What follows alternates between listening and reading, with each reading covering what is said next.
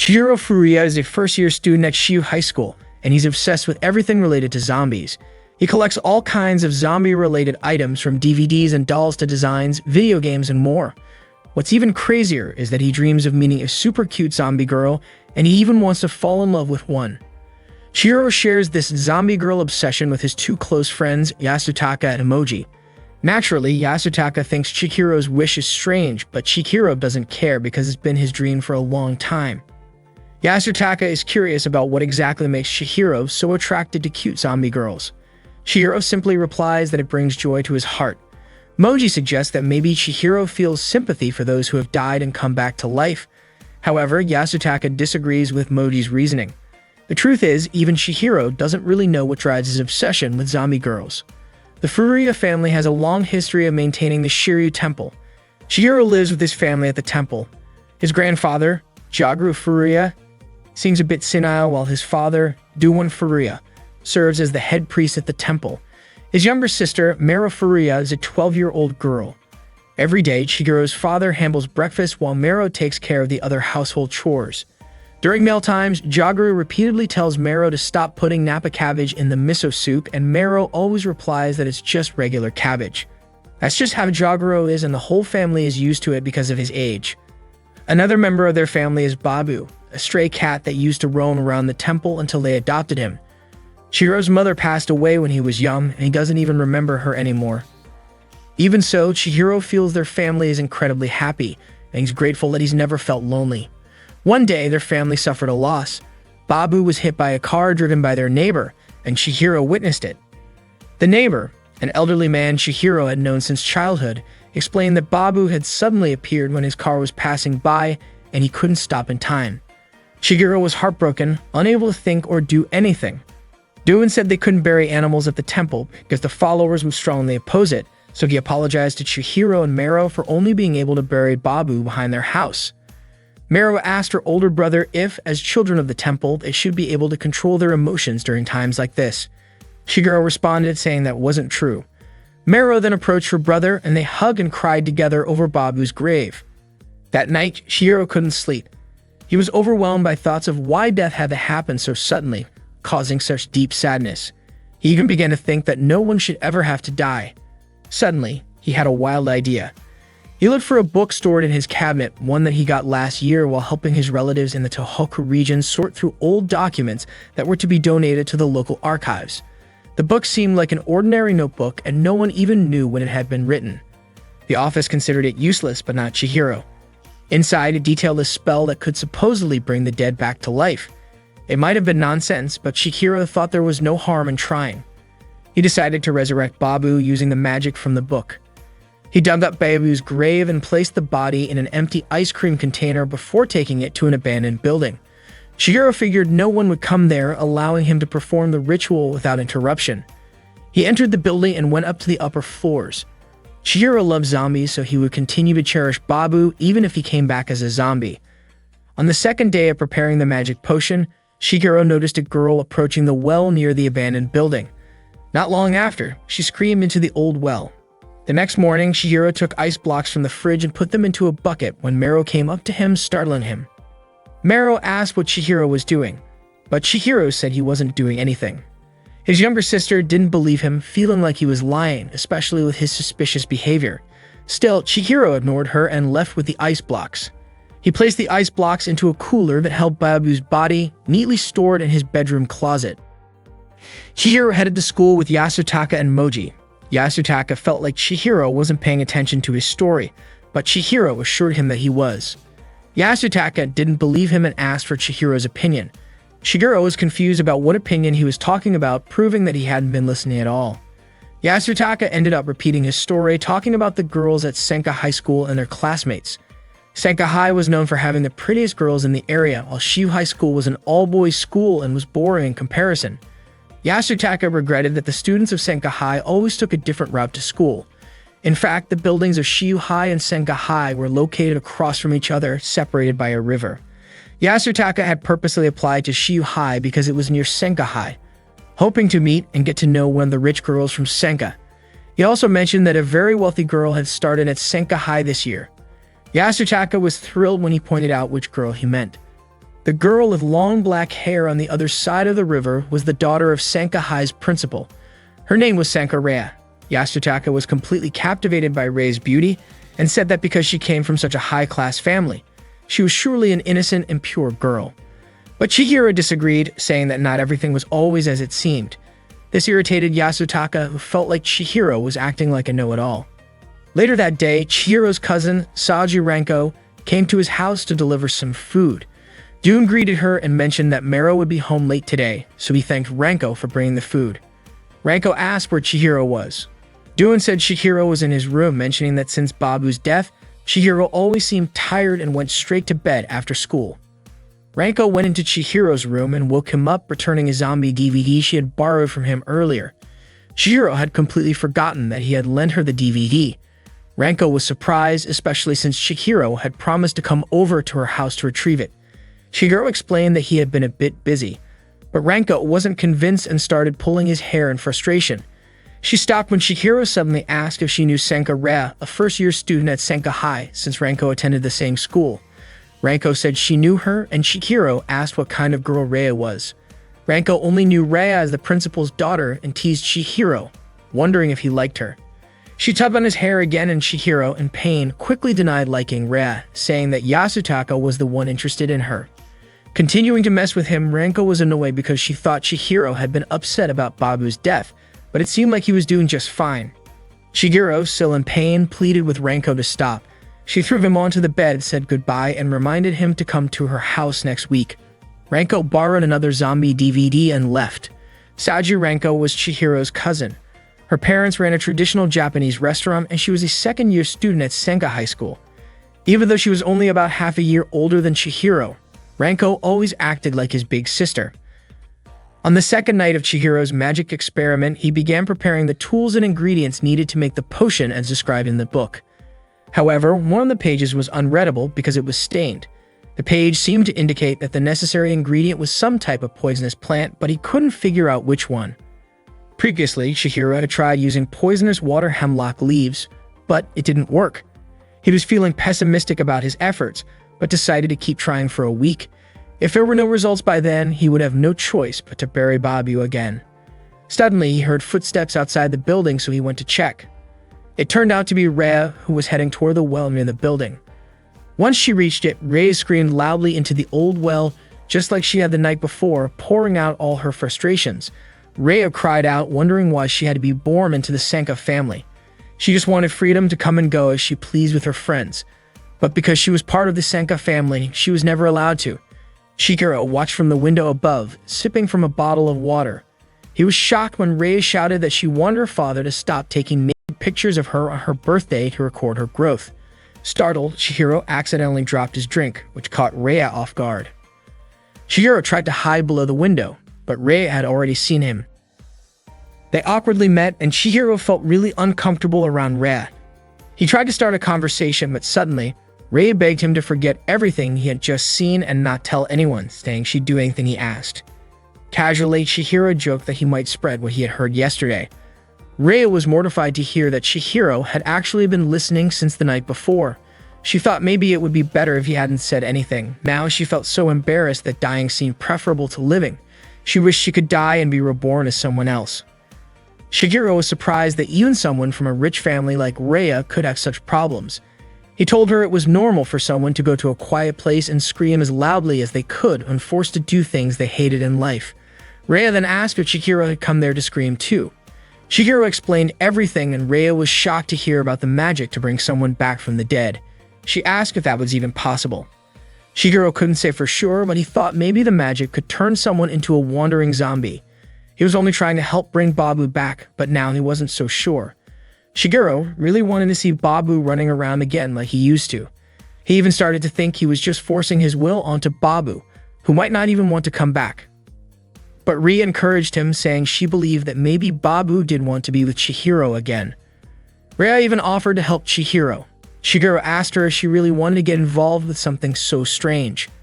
Rhea explained that her father was obsessed with cleanliness, so they weren't allowed to have any pets at home. She really wanted to show love to animals. Chihiro didn't mind, and he also remembered that Rhea said she'd do anything for him. He jokingly told Rhea she could become a zombie, since she wanted to die and be reborn as someone else. But of course, Chihiro was just kidding. Reia's frightened expression made him laugh. Just as he suspected, Reia was easily tricked. Chihiro then warned her to be careful around guys, saying that bad guys might trick her when she's not paying attention.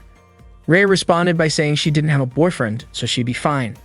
Chihiro teased her, saying only innocent girls would be proud of something like that. Reia then asked if Chihiro had a girlfriend, to which he replied that he didn't. Reia pointed out that Chihiro had no right to tease her when he didn't have a girlfriend either. Chihiro told Reia that he wasn't into living girls, he was only interested in zombie girls. Of course, Reia was shocked by that. Chihiro wasn't joking about this. Ever since he was a kid, he had been searching for a zombie girl, though it was obviously hard to find one. Reia stood up and asked Chihiro if he was ready to keep his word if she ever became a zombie. Chihiro was confused, but Reia smiled and told him to think about it before saying goodbye and heading home. Chihiro felt frustrated because he felt like she had outsmarted him. Reia suggested they meet again at the same place tomorrow. Chihiro had never imagined something like this before, imagining Reia becoming a zombie.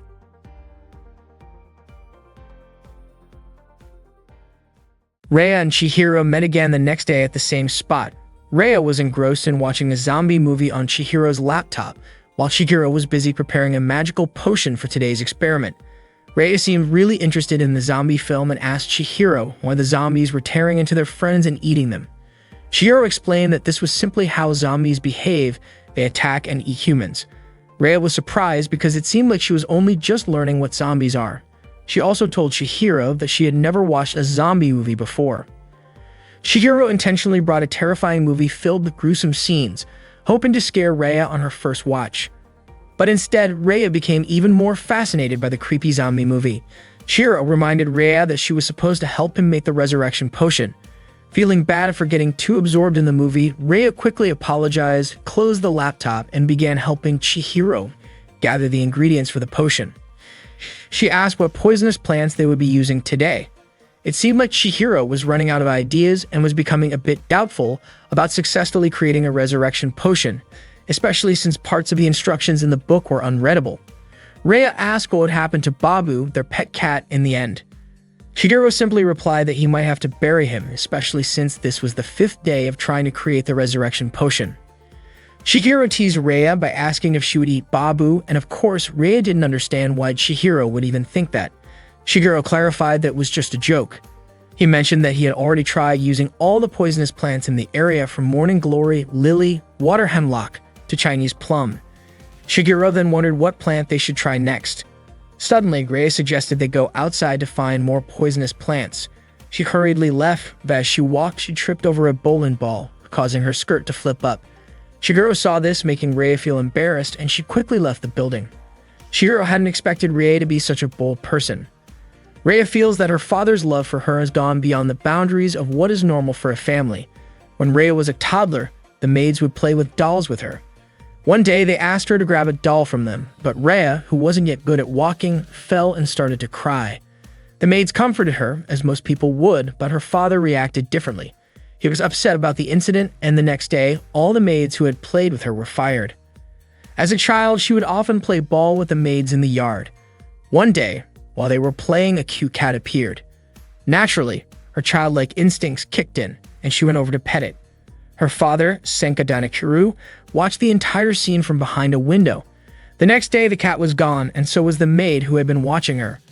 Reia was mostly left with her mother, Senka Area, who was distant and cold toward her. Every year on Reia's birthday, her father would take photos of her without any clothes on. As Reia grew older, she started to realize that what her father was doing was far from normal. Even Area became a little suspicious of Danichiru's feelings toward Reia. It got to a point where Reia couldn't take it anymore. She often felt Danichiru's presence or the presence of one of his subordinates watching her. It was a gaze that followed her no matter where she went. At school, Reia made her first friend Nakadai, who is a friendly girl. She comes from a respected family, so Danichiru allowed Reia to be friends with her. Before this, Reia always thought that everyone hides their suffering behind a smile, but after befriending Nakadai, she started to realize that her thinking was wrong. It was just that she hadn't been lucky in life. Reia often visited Nakadai's house and saw the warmth and affection in Nakadai's family. For the first time, Reia shared the things she had been going through with Nakadai, and Nakadai was shocked to hear it. Nakadai thought it was really strange for Danakuru to take photos of his daughter without clothes on. She also suggested that Rhea ask Danakuru to stop doing that. However, Rhea was still too afraid to anger her father. Nakadai also mentioned that she had fought their father before and that fighting with one's dad was a normal part of family life. But after that conversation, Rhea regretted sharing all her secrets with Nakadai. Meanwhile, Chihiro had been waiting for Rhea inside the building for a while and started feeling worried about her. He was afraid Rhea might have gotten lost in the forest or even slipped and fallen into the river, although he wasn't sure if Rhea would do something that dangerous. He looked out the window and was shocked to see Rhea struggling to climb a steep hill. Chihiro rushed out to help her and arrived just as Rhea was about to slip. Fortunately, Chihiro grabbed her hand firmly, pulling her back and preventing her from falling. He even teased Rhea, calling her a lady who can't survive without a caretaker. Rhea got annoyed at that and claimed she could climb the hill by herself. Chihiro then jokingly asked if she wanted him to let go of her hand, which of course she didn't. They returned to the abandoned building and Chihiro asked why Rhea felt the need to climb the hill. Rhea simply replied that she saw the plant she was looking for growing near the grave at the top, and she thought it would be faster to get there by climbing. Chihiro called her a reckless rich girl, but Rhea didn't care. She said that even if she fell and died, Chihiro could just bring her back to life as a zombie. Chihiro was startled by this, especially since he hadn't even managed to revive Babu yet. He also pointed out that he had never said he would bring Rhea back to life if she died. Rhea made it clear, though, that she was begging Chihiro to revive her if that ever happened to her. Rhea finally found the courage to ask Danakuru to stop his actions. She refused to be photographed without clothes. Danakuru then asked why she was rejecting this, claiming it was a normal thing for parents to document their child's physical growth. Rhea shouted back, saying it was not normal and unlike other families. She wanted them to be a normal family. She wanted to live a normal life just like everyone else. Danakuru then asked if someone had said something to her, but Rhea denied it, though Danakuru kept pressing. Rhea grew angrier and told him that anyone would find what he was doing strange. Danakuru simply responded that Rhea didn't understand. The only thing that was truly real in this world was Danakuru's love for her. He then walked away, but Rhea was left feeling deeply unsettled. Sure enough, the next day a friend told Rhea that Nakadai was moving away, saying that something had happened to Nakadai's father. He had been forced to quit his job. Rhea knew Danakuru was behind this. Once again, he had interfered. Rhea ran to see Nakadai, relieved she could still catch her before she moved. Nakadai was going to a cat shelter because her new home wouldn't allow pets. Nakadai's family had changed and she was angry with Rhea for saying something to Danakuru. Nakadai felt that she had never interfered in Rhea's life, and now she regretted ever being friends with her. Nakadai left Rhea standing there, feeling devastated. Rhea became more convinced that Danakuru had taken everything from her. Danakuru explained to Rhea that happiness means something different to everyone. He believed that the purity of his love for her was something no one else could understand, and he told her that one day she would realize how deep his love was, deeper than anyone else's. He also warned Rhea that if she didn't understand, someone else would suffer. Danakuru insisted that Rhea didn't realize how much better her life was compared to others. Then Danakuru demanded that Rhea take off her clothes so he could take her picture for her birthday this time. Rhea couldn't stop him this time. She realized that if her happiness came at the cost of someone else's suffering, she would rather live in sadness. Rhea showed Chihiro the poisonous plant she had collected. It was a hydrangea. Chihiro asked why she had chosen a plant that grew all over town. Rhea explained that many people didn't realize how dangerous it was. It was a symbol of her family, and she had many in their garden. Even when she was little, her father had warned her never to put it in her mouth. Suddenly, Chihiro remembered that his forgetful grandfather used to eat hydrangea leaves all the time. Rhea was surprised and wondered if the plant's effects vary depending on the person. They decided to try it out. Chihiro crushed the hydrangea leaves into his potion mixture, and after adding all the ingredients, the potion was ready to test. Chihiro carefully took Babu's body out of the icebox and with care placed the mixture in Babu's mouth. Both Chihiro and Rhea were hopeful that this time the experiment would work, but after waiting for a while, there were still no signs of life from Babu. They concluded that once again the experiment had failed. Chihiro and Rhea began to pack up, getting ready to head home. Rhea asked what other poisonous plants they might try tomorrow, but Chihiro refused. He felt sorry for Babu, saying he couldn't keep forcing things for his own selfish reasons.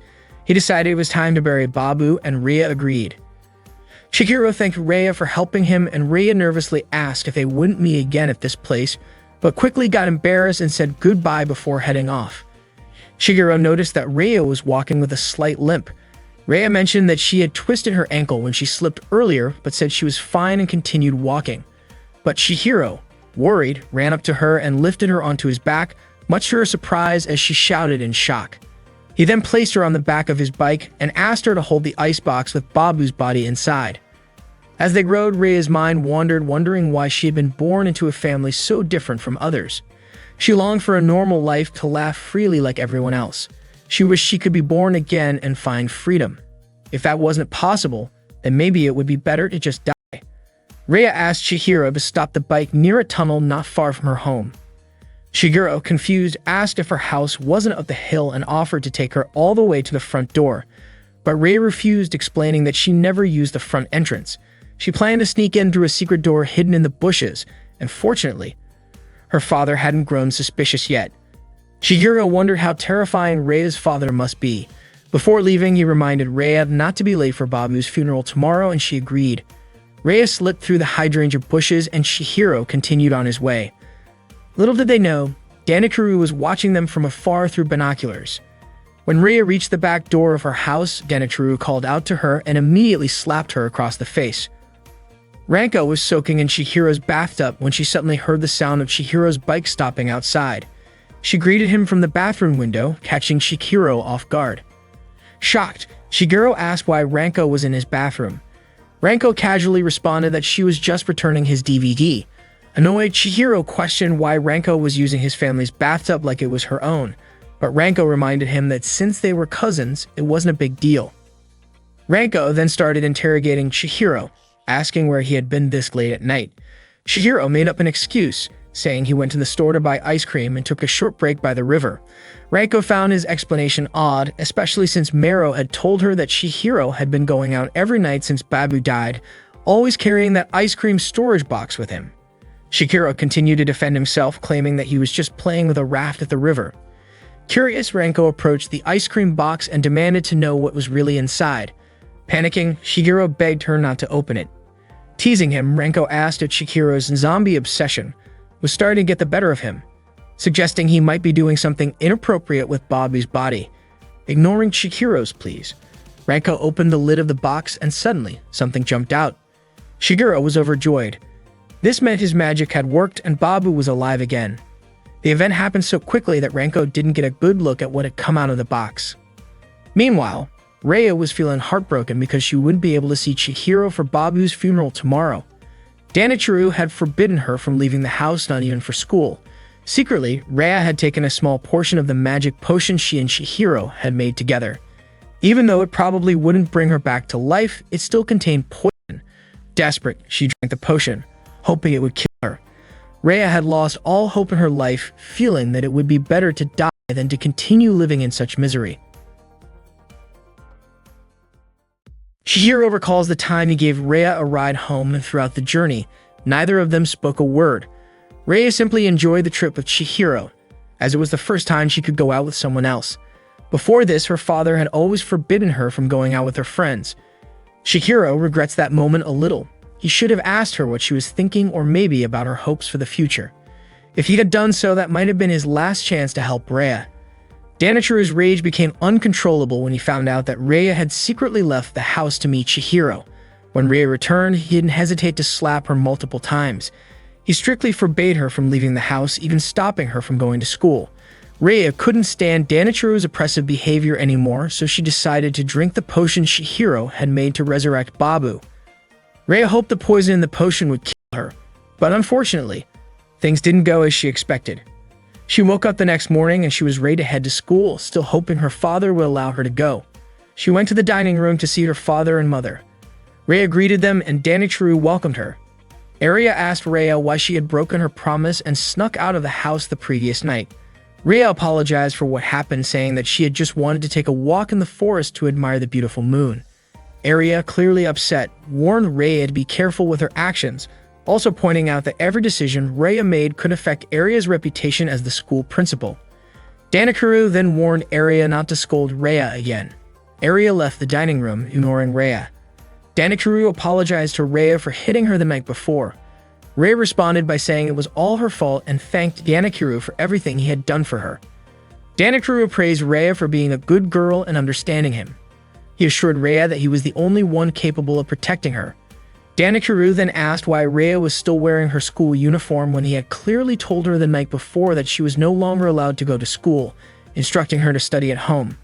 Rhea apologized again and agreed to comply. Suddenly, one of Danakuru's men arrived and asked Rhea to leave and change out of her uniform. She left the dining room and Danakuru's men closed the door, as it seemed they had something important to discuss. Rhea didn't go far but tried to listen to their conversation from behind the door. Her father's men had discovered the identity of the boy who had been with her the night before. They had learned that Chihiro attended Shiryu High School and was the son of the head priest at Shiryu Temple. Danakuru ordered his men to castrate Chihiro as a warning so that he would never approach Rhea again. Rhea was shocked to hear this, knowing that Chihiro was in great danger. Shigeru tried calling out to Babu, who was up in a tree. Ranko still couldn't believe why Chihiro made a magic potion to raise the dead and used it on Babu's corpse.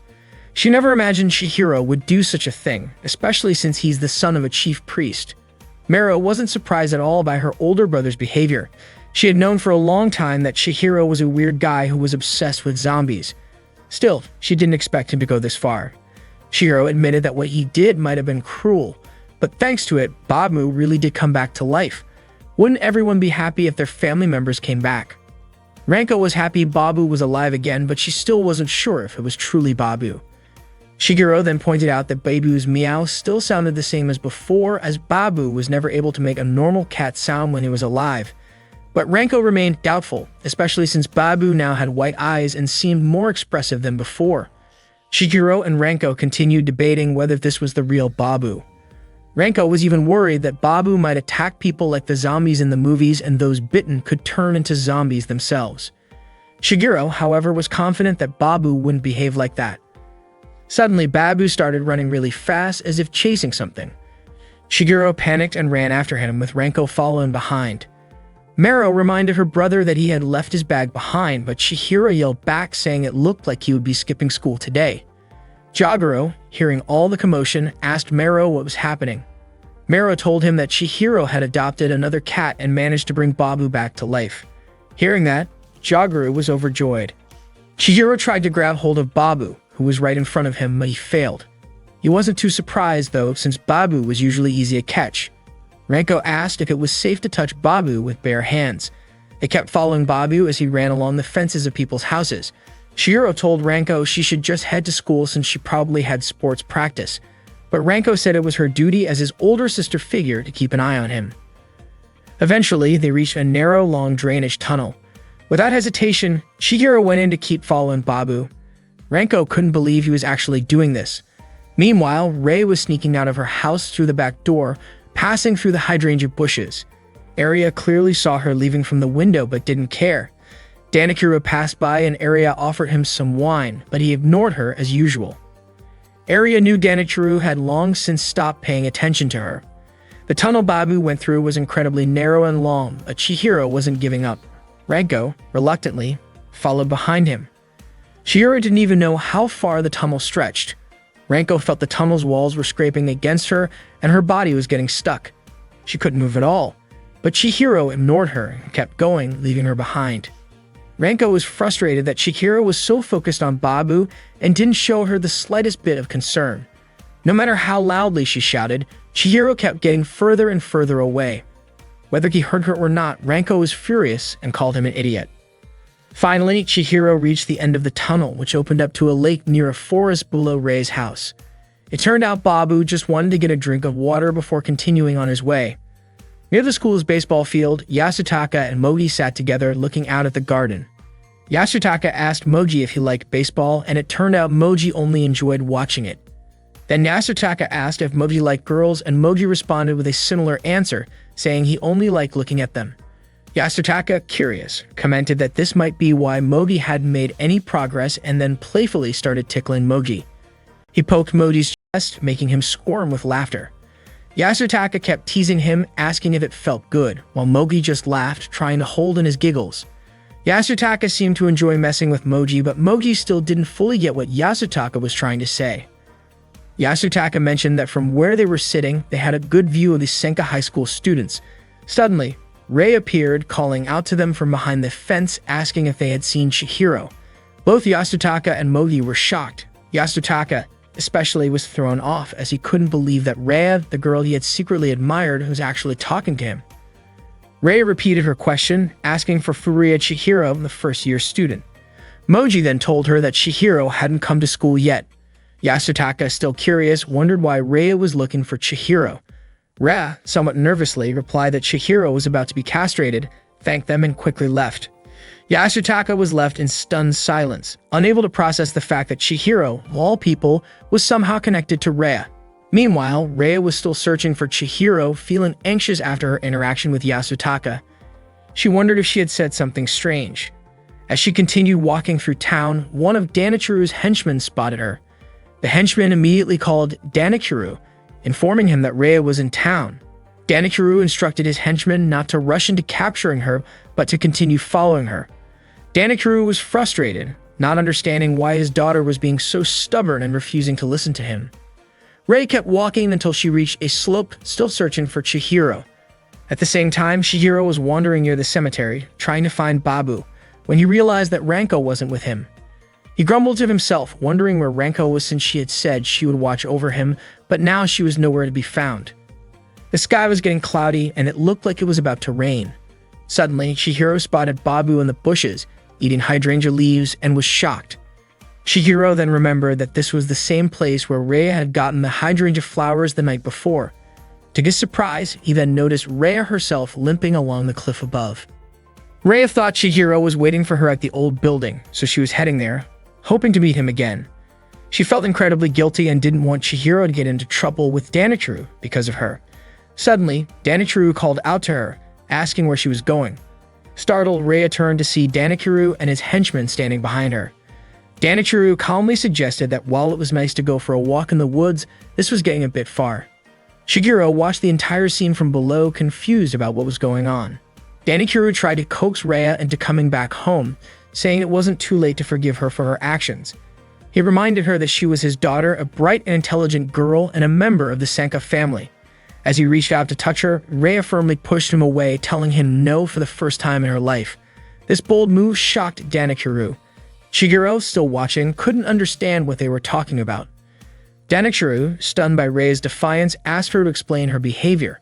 Rei finally spoke up, telling him that while she knew she was his daughter, that didn't mean he owned her heart and body. All she wanted was a little freedom. Danichiru then asked her what kind of freedom she was looking for. Was it the freedom to leave home or the freedom to love someone? Rei stood silent for a moment, but Danichiru forcefully grabbed her hand, trying to drag her back home. Babu, who had been watching the whole time, climbed up the slope and chased after them. Rei kept begging her father to let her go just for today, but Danichiru firmly refused, knowing that Rei only wanted to meet Chihiro. Babu approached them, and Danichiru, startled, called the cat filthy. He became frightened, knowing that he was allergic. As Babu got closer, Danichiru tried to shoo the cat away, terrified his allergy would flare up again. Rei couldn't believe what she was seeing. She shook free of Danichiru's grip and rushed over to Babu, unable to comprehend that the cat had somehow come back to life. Danichiru shouted at her not to touch the dirty animal, but Rei ignored him. She knelt beside Babu, asking if Chihiro had perfected the potion or if perhaps the concoction he made last night really worked. Suddenly, Danichiru stepped forward and tried to whip Babu, but Rei quickly blocked the blow. The whip struck Rei instead, causing her to lose her balance and tumble down the slope. Danichiru panicked, unable to believe what had just happened. Just before she fell, Rei caught sight of Chihiro, but it was too late. Her body crashed onto a sharp rock and then tumbled into a patch of hydrangeas. Bloody, Rei died instantly. Danichiru stood frozen, utterly devastated by the sight of his daughter's lifeless body. As the rain began to pour down, soaking everything in its path, Chihiro rushed to Rei's side, overwhelmed with sorrow. He screamed, begging Rei to say something, desperate for her to still be alive. Chihiro muttered that Rei didn't need to die for real, that what he said earlier was just a joke. But now he realized Rei's request to be brought back to life had been more serious than he ever imagined. He broke down in tears, devastated that he couldn't save her. As he mourned, Babu approached Rei's body and began licking the blood from her hand. Just as Chihiro was about to walk away, he suddenly heard someone call his name. He froze, unable to believe his ears. It was Ra. Her lifeless body was rising, stumbling toward him, softly whispering his name. Shigeru stood in disbelief, unsure of what he was witnessing. He hadn't given her any resurrection potion. None of this made sense. Danichiro's men were equally stunned, unable to comprehend what had just happened to their master's daughter. They tried to calm him down, but even they couldn't explain what they were seeing. Rhea slowly approached Chihiro, reminding him that he had promised to take responsibility for her. She then embraced him, her grip gentle but firm. Babu wagged his tail, clearly happy to see Rhea back on her feet once again. Danichiro saw Rhea in his dream covered in blood as she stood up again. He reached out to hold Rhea's hand but was shocked to find no pulse in her wrist. Desperately, Danichiro begged her not to leave him, but Rhea refused. She told him that she was no longer his daughter because she was no longer human. Danichiro soaked in the bathtub, surrounded by pictures of Rhea, filled with regret over how things had come to this. The household staff gossiped about Rhea, seemingly aware that the reason she often snuck out was to meet a young man. They also knew that Rhea had run away from home. Arya entered the room, interrupting their conversation, and the staff immediately greeted her. Arya asked what they meant by Rhea running away, and the staff told her that Danichiro had informed them of Rhea's departure when he got home. Arya then asked where Danichiro was, and the staff informed her that he had been in the bathroom since his return. Arya headed toward the bathroom, instructing the staff to attend to their other duties. As the staff resumed gossiping, they commented on how Arya smelled of alcohol and how Danichiro no longer paid her any attention, which had caused Arya many problems. Arya entered the bathroom and called for her husband. She asked what he meant by Rhea running away. Danichiro told her that Rhea had died, then came back to life, only to leave him again. Arya didn't understand what he was talking about. What mattered most to her was ensuring the news of Rhea running away didn't spread, as it could jeopardize her position as the head of the school. She asked if Danichiro knew where Rhea was now. One of Danichiro's men arrived, saying he suspected Rhea was with a high school boy named Furuya Chihiro. Arya asked who Chihiro was, and Danichiro believed that Chihiro had deceived Rhea and was responsible for everything. Enraged, Danichiro stood up from the bathtub, shouting that he would rescue Rhea and purify her heart and soul with his love. Senka High School, an all-girls school, had a unique routine. Every student had to sew for 10 minutes before class started. This activity wasn't just to sharpen their skills, but also to help them calm their minds, and they did this every day. Rhea had been sewing since she was a child, long before attending school, which was why she was able to stitch up her own wound. Chihiro helped hold her stomach while she stitched it, making him a little nervous. Once finished, Rhea wrapped the wound with a bandage. Being a zombie made her laugh with delight since she no longer felt any pain. Chihiro pulled her aside, asking if she didn't understand that she was dead. Her body was cold, her heart no longer beat, and her pupils were dilated. He was puzzled as to how Rhea could still laugh. Rhea cheerfully replied that this was the first time she had ever been in a boy's room, leaving Chihiro speechless. After gym class, Ranko changed out of her uniform. A friend invited Ranko to find something sweet on the way home, suggesting they visit a nice cafe along the roadside. However, Ranko declined, explaining she had other plans. She was still upset at Chihiro for leaving her in that small tunnel while chasing after Babu and vowed to get back at him. She accidentally mentioned that she would strangle him, which confused her friend. Ranko brushed it off and quickly left. Rhea was enjoying the evening view from Chihiro's bedroom window, the air feeling cool after the rain. Shigeru was confused, wondering if Rhea planned to stay the night in his room or even stay forever. He glanced at Rad, noticing her slightly open back, and then got nervous when she asked if he could see her. He quickly replied that he didn't see anything. It turned out Rhea was pointing out that Babu was sitting on a tree branch. Shigeru felt relieved as he had been worried about Babu. He called out to Babu, and when Babu turned, his black eyes had returned to normal ever since eating the hydrangea leaves. After hearing Babu's meow, Rhea mentioned that something seemed odd about Babu's nose, wondering if he was okay. But Chihiro reassured her, explaining that Babu had always been like that during his life. He had even been taken to the vet, but they said it couldn't be cured. His meow sounded like that, which is why he was called Babu. It seemed like Babu didn't understand how much Chihiro worried about him. Babu meowed again, and Rhea said that Babu was saying the tree felt really comfortable. Chihiro was shocked that Rhea could understand what Babu's meows meant. Rhea explained that she just had a feeling Babu was saying that. Chihiro started wondering if they had some special zombie language. To him, Reia's personality hadn't changed at all since becoming a zombie. Reia then asked if something was wrong, and Chihiro said it was nothing. Reia teased him, asking if she should act more like a zombie, and then began mimicking one. Chihiro stayed silent, honestly thinking Reia was already beautiful enough as she was. He asked her if she had any regrets about becoming a zombie. Reia said she didn't regret it at all because she believed Chihiro would take responsibility. Chihiro asked her what kind of responsibility she had in mind. Reia requested that he take her shopping, visit art galleries together, or watch zombie movies with her. She had so many other requests like going to amusement parks and other places. Reia just wanted to experience the life of a normal girl, something she had never been able to do. Chihiro found it strange that although Reia was a zombie, she wanted to live a normal girl's life. Reia asked if that was weird or if Chihiro couldn't do those things with her. She grabbed Chihiro, causing him to feel a bit of pain. Reia's strength was truly incredible this time. Reia then tried to move her face closer to his, intending to kiss him, but her attempt was interrupted by Ranko's shout from outside Chihiro's house. Ranko yelled for Chihiro, telling him to come out. Chihiro looked out the window and saw Ranko, who was mad at him for leaving her earlier that morning. Ranko seemed to notice someone in Chihiro's room and asked if there was someone with him. Reia quickly hid again. Chihiro said he was alone in his room. Ranko was about to head up to his room, but Chihiro stopped her and asked to talk outside. Ranko questioned why she couldn't go to his room, and Chihiro responded that he was busy with guy stuff. Ranko teased him, asking if he thought she'd be shocked to find porn magazines in his room. Chihiro hurried downstairs and told Reia to stay where she was. Chihiro invited Ranko to the riverside to talk. Meanwhile, Reia was feeling embarrassed as she thought back to what she was about to do to Chihiro.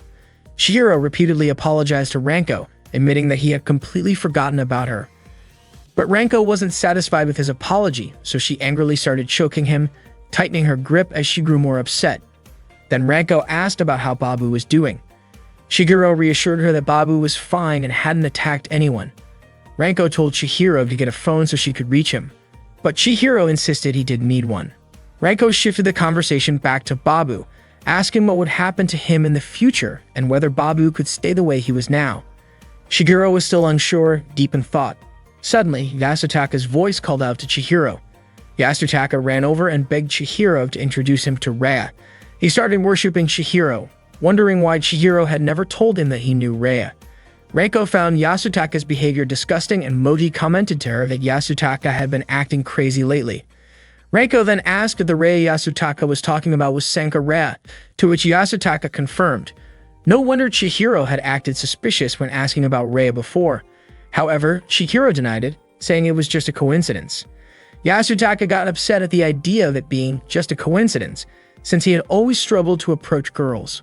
Moji, on the other hand, was relieved, thinking this meant that Chihiro wasn't only interested in zombies. But Chihiro immediately denied that, firmly stating that he was only attracted to zombie girls. He almost let slip that Reia wasn't human anymore. Reia had indeed become a zombie, just like the kind Chihiro had always dreamed about, and that zombie was currently in his room. He couldn't help but smile at the thought, which made Ranko suspicious of his odd grin. As evening fell, Reia started getting impatient, feeling like she'd been waiting for Chihiro for too long. She also wondered about the girl she had seen with Chihiro, noting that the girl was wearing a Senka High School uniform. Reia couldn't help but wonder if that girl was close to Chihiro. Feeling restless, Reia decided to leave the room, assuming no one else was in the house. She undressed, thinking it was perfectly fine for a zombie to take a bath.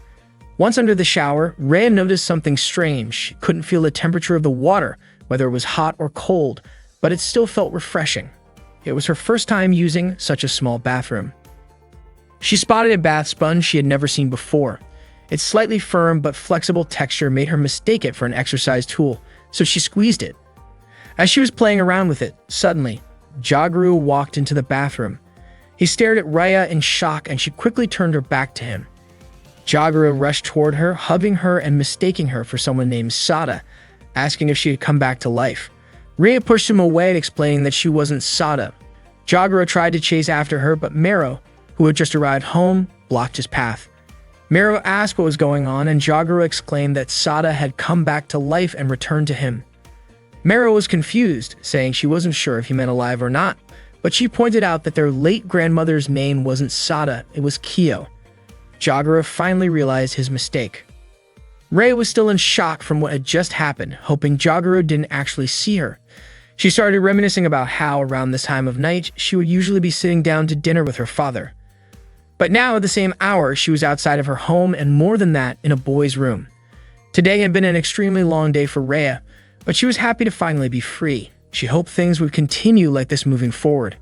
It was now evening and Chihiro returned home, grumbling about Yasutaka's behavior earlier. He wasn't sure how Yasutaka had managed to talk him into things, as he was usually so stubborn, but it seemed he was really eager to meet Rhea. Mero greeted Chihiro and offered him dinner since she had made stewed giblets. However, Chihiro said he wasn't hungry and immediately headed upstairs to his room. It seemed Mero hadn't yet noticed Rhea's presence. Chihiro entered his room and apologized for making Rhea wait so long, but he was instantly shocked to see her lying on the floor, completely naked. He asked why she was lying on the floor like that. Rhea replied that she had just taken a bath.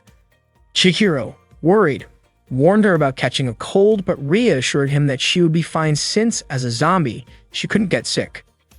Chihiro felt relieved, but then realized that this conversation was actually happening with a zombie he had dreamed about for so long. He almost got a nosebleed just thinking about it. He moved closer and asked if she wasn't worried about getting a stomach ache either, to which Rhea replied that zombies don't get stomach aches either. Chihiro was ecstatic, especially when Rhea called his name in a soft, affectionate tone. He was overjoyed, feeling like all his dreams were coming true, nearly losing control of himself. Chihiro told Rhea to get dressed, but she revealed that she couldn't actually move her body. She felt like her body was stiffening more and more. Chihiro asked if that was why her speech had started to sound a bit slurred, because her voice wasn't as clear as before. He wondered if the potion was wearing off. He grabbed Rhea's hand and noticed that her pale skin was becoming even stiffer. Was this rigor mortis, a stiffening that occurs in a corpse? Chihiro tried to reassure Rhea, telling her that this was normal and nothing to worry about. Rhea praised Chihiro for knowing so much, which made her so happy that Chihiro didn't even realize it. Even though she still had human consciousness, her body remained that of a corpse. This meant that if nothing was done, her body would eventually decompose, leaving only bones in a matter of a month. Chihiro couldn't just sit by and do nothing. He remembered Rhea's wish for him to help her experience the normal life of a girl that she never had before. Chihiro gently lifted Rhea onto the bed and covered her with a blanket. He needed to find a way to preserve her body as soon as possible. Tonight marks the first time Rhea is staying over at Chihiro's house. Chihiro turned on the air conditioner in his room and set the temperature to be very cold, intending to help preserve Rhea's body. With the cold temperature, her body wouldn't deteriorate so easily. After setting up the AC, Chihiro left his room, wished her goodnight, and headed to the shrine. Tonight, he needed to stay there. As he walked away, Chihiro couldn't stop thinking about Rhea. He was worried about her body, which was going through rigor mortis. If this kept going on, her body would eventually rot and fall apart little by little. Chihiro needed to find a way to preserve her body before it got worse. With those thoughts in his head, he tried to fall asleep. The next morning, Chihiro went to Mero's room to ask her about a book on how to preserve corpses that she had read the day before.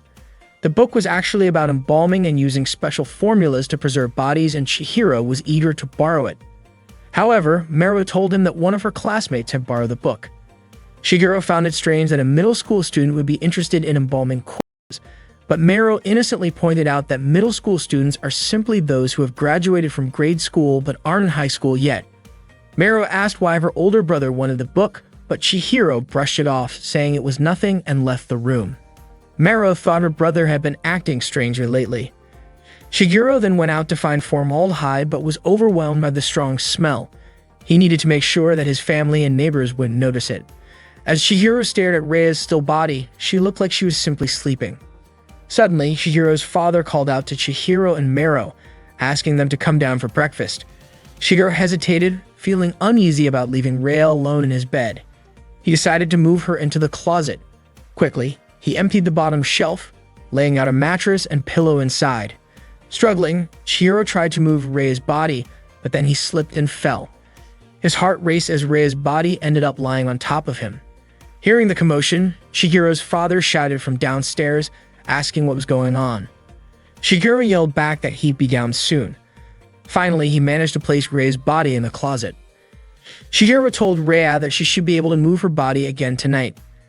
He knew the closet was cramped, so they asked her to hang in there. Rei didn't respond, of course, because she couldn't move at all. Suddenly, Chihiro heard a growling noise and assumed that Rei might be feeling hungry. He closed the closet and promised that one day she'd be able to move again. And when that time came, he would make sure to have something for her to eat. Chihiro then went to join his family for breakfast. It was the usual meal with the same typical questions from his grandfather. This time, his grandfather asked if they could stop putting fish paste in the miso soup. Chihiro's father replied, as always, that it wasn't fish paste but tofu. It was another ordinary day in Chihiro's life. But as they ate, Chihiro suddenly remembered Rei's wish to live like a normal girl. He turned to Mero and asked her what normal meant. Mero, confused, asked why her older brother was asking something like that out of the blue. Chihiro just brushed it off, saying it was nothing. Meanwhile, Jagura was still questioning the fish paste in the miso soup, and once again, Chihiro's father gave the same response. Ranko had just finished delivering a food order to the Senka family's house when suddenly, her junior appeared from behind the fence. Ranko was startled to see them. The junior asked what Ranko was doing there, and Ranko explained that she was just doing her job, delivering an order from the restaurant. Then Ranko asked what her junior was doing there. The junior said that Ria was their classmate and that lately she hadn't been attending school, which made the junior worried. That's why they had come to check on her. Ranko suggested that they could have just come through the front door. Then she noted that her junior must have a lot of free time and she got ready to leave. However, the junior kept following her, mentioning that Rhea was the school idol, and of course Ranko was also an idol to them.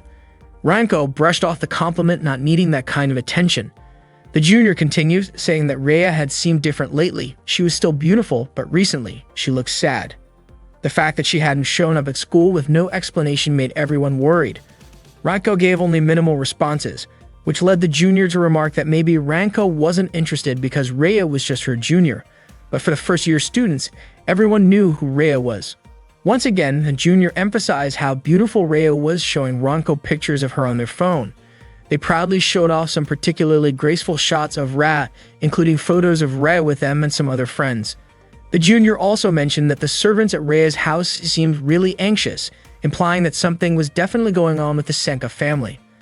Ranko admitted that there did seem to be some sort of commotion, but she wasn't interested in continuing the conversation and left the junior behind. Today was a school holiday, and as usual, Chihiro's family was cleaning the temple together. Mero was dusting the walls, Chihiro was mopping the floor, while their grandfather lounged around watching everyone work. Chihiro felt conflicted because at that moment he really didn't want to be doing this. He was still worried about Rei's condition. As he mopped, his father suddenly appeared in front of him, asking if it was true that Chihiro was now taking care of another cat. His father expressed disappointment, wondering how Chihiro could do that so soon after Babu's death. Chihiro denied it, explaining that Babu had come back to life. His father didn't believe something so absurd, but Chihiro insisted that their grandfather had seen Babu alive as well. Jagura confirmed it, saying he really had seen Babu. Chihiro was relieved that his grandfather believed him, and they both started laughing together, with Chihiro mimicking Jagura's laugh. In the middle of their laughter, Jagura mentioned that Sada and Babu had come back to life. Chihiro was confused who was Sada. He thought they were only talking about Babu. Mero and Chihiro's father thought they were just joking around. Then, out of nowhere, Jagura said that the world should thank him for the resurrection potion he had created. Chihiro was shocked and immediately asked Jagura to repeat what he had just said. Jagura asked if he meant about Sada, but that wasn't what Chihiro wanted to hear. He was more interested in the resurrection potion his grandfather had mentioned. Jagura then licked Chihiro's nose, switching back to his usual forgetful self, and didn't remember saying anything about it. He excused himself to go take a bath. Chihiro tried to chase after him, but Chihiro's father stopped him, saying that Chihiro had to finish cleaning the temple and couldn't skip out early again.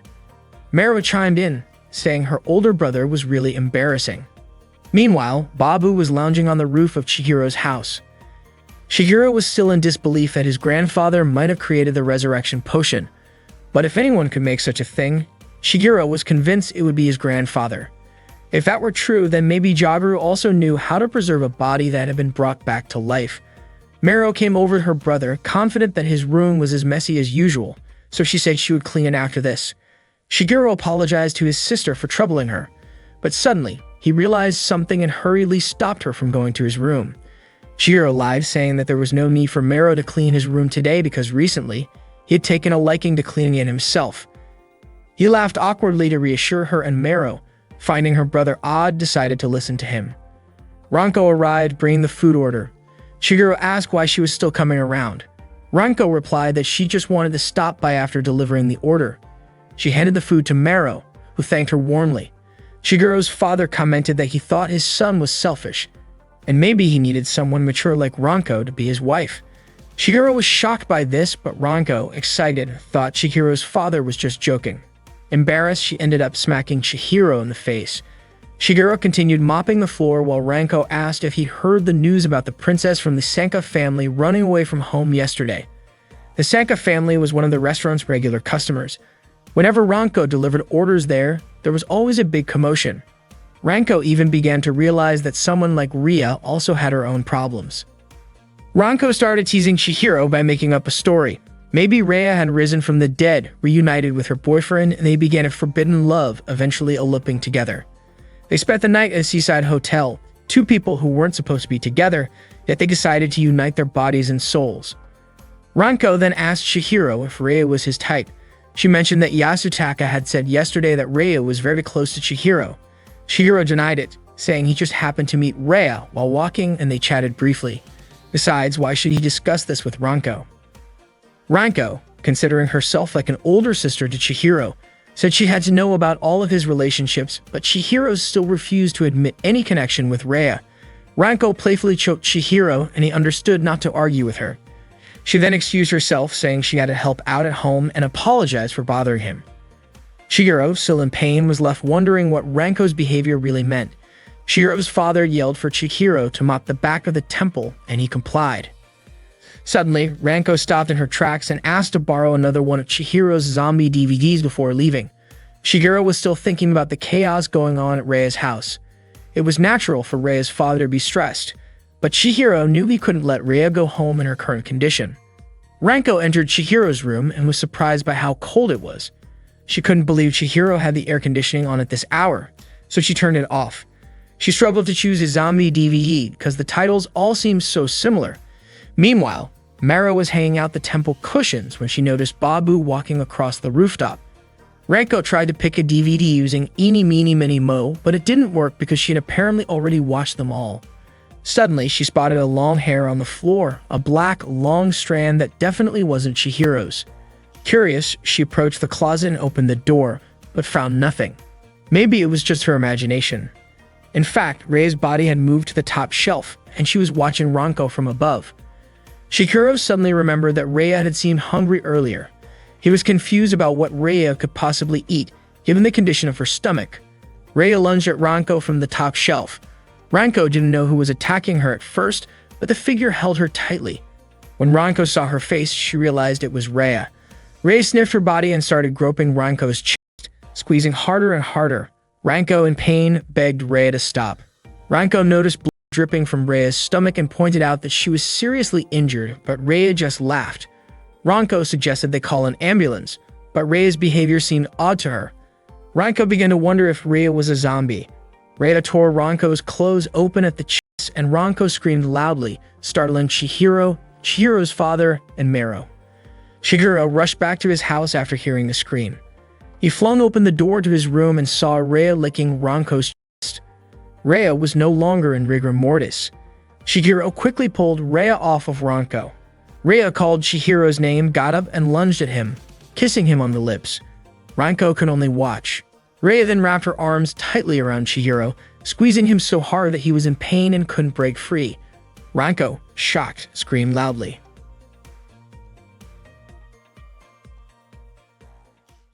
Chihiro always dreamed about a beautiful zombie girl, imagining romantic situations with her. But now that dream has turned into reality since Rhea became a zombie. Rhea entered Chihiro's dream, and now she knows the romantic scenarios he's been dreaming of. She plans to make Chihiro's dream come true. Rhea approaches Chihiro and kisses him, holding him tightly. In the end, Chihiro's dream does become a reality, but Rhea's embrace gets stronger and starts to hurt him. Ranko, looking puzzled, just watches from the side. She screams loudly, and the sound echoes outside. Chihiro's father asks Mero if she also heard the scream. Mero responds that it probably was Ranko, but reassures him that Chihiro is with her now, so there's nothing to worry about. After finally finishing her kiss, Rhea lets Chihiro go. Ranko looks angry at Chihiro and demands to know what's going on. Why is Ra in his room, and more importantly, why didn't Chihiro take her to the hospital when she's clearly injured? Ranko suspects that Rhea must be a zombie. Chihiro says he'll explain everything, but Ranko cuts him off, accusing him of being a murderer. She throws a clock at him, hitting him on the head. Ranko continues to hit Chihiro with a stuffed animal, calling him weird and accusing him of killing people for his zombie experiments. Chihiro insists that Ranko is misunderstanding the situation, but she doesn't believe him. She even threatens to call the police. Meanwhile, Rhea silently watches the argument, noticing Babu watching her from the roof. Chihiro begs Ranko to stop hitting him and promises he'll explain everything. However, Ranko keeps attacking, even choking him, demanding to know what he's done. Chihiro finally says that Rhea secretly drank his potion. He also points out that the more pressing issue now is Rhea acting strangely. Both of them pause when they see Rhea climbing out of the bedroom window, heading toward the roof to follow Babu. Chihiro calls out to her, but she's already gone. He tells Ranko to go get his grandfather from the bathroom. Ranko asks why, but Chihiro just tells her to do it. Meanwhile, Chihiro climbs onto the roof to follow Rhea. Just as he's about to move, his father calls out to him, reminding him to finish his cleaning duties soon. Rhea is no longer in sight, and Chihiro panics, quickly looking down below. To his surprise, he sees Rhea and Babu eating hydrangea leaves. He's confused as to why Rhea would eat the leaves, but after watching closely, he notices that Rhea's eyes have returned to their normal color. Rhea seems to snap back to reality, confused about what she's doing. She looks normal again, and when Chihiro calls out to her, the blanket wrapped around her falls off, exposing her chest. She screams in embarrassment, confused about why she's outside like that. Chihiro jumps down from the roof, grabs his shirt from the clothes line, and throws it to Rhea so she can cover up. After eating the hydrangea leaves, Rhea returns to normal. Chihiro starts to realize that the hydrangea poison is key to perfecting his potion. This means that by consuming hydrangea leaves, the effects of the potion are prolonged. Chihiro shouts to Rhea, telling her that both she and Babu need the hydrangea leaf poison to maintain their condition. Jaguru arrived, feeling proud of Chihiro, while Ranko managed to carry Jaguru on her back. Jaguru had already suspected that it was Chihiro who gave Sada the resurrection potion and brought him back to life. Chihiro corrected him, saying it was Ra, not Sada. Jaguru explained that the resurrection potion wasn't perfect, and if Chihiro only gave one dose without further treatment, the person's senses and motor skills would deteriorate gradually until they returned to being a corpse. Ranko, trying to shake Jaguru off her, protested, but Jaguru mistook her for Otoji, his wife.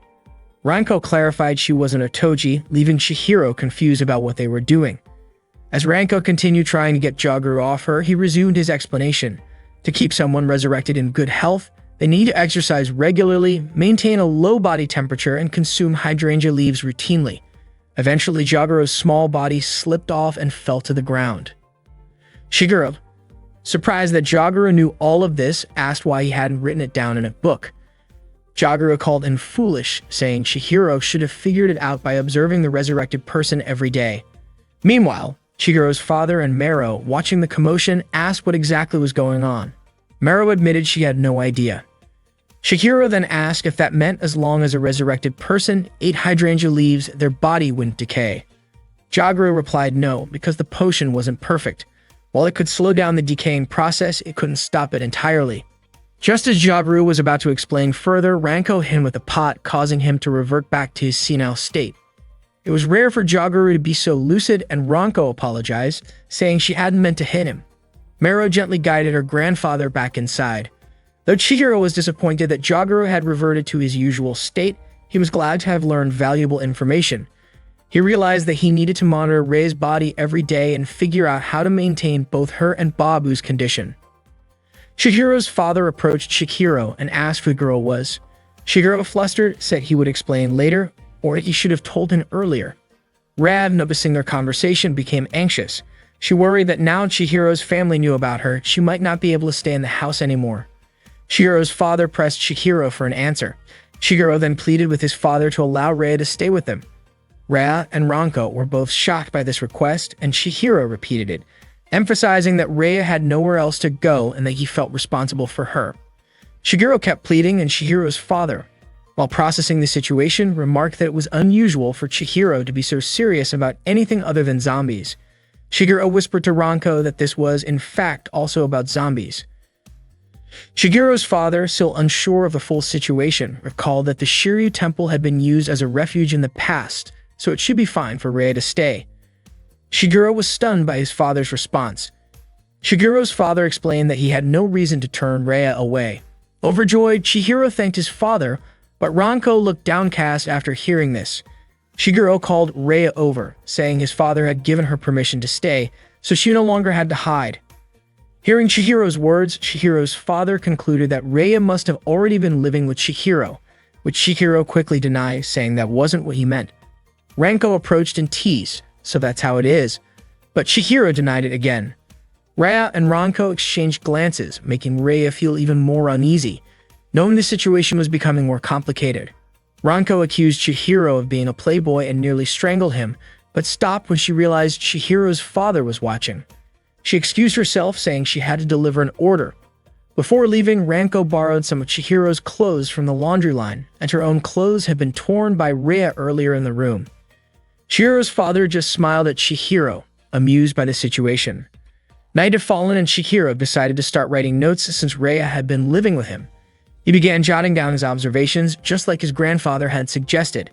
Every day he would write down what he observed, hoping that this would help him find clues to maintain her body.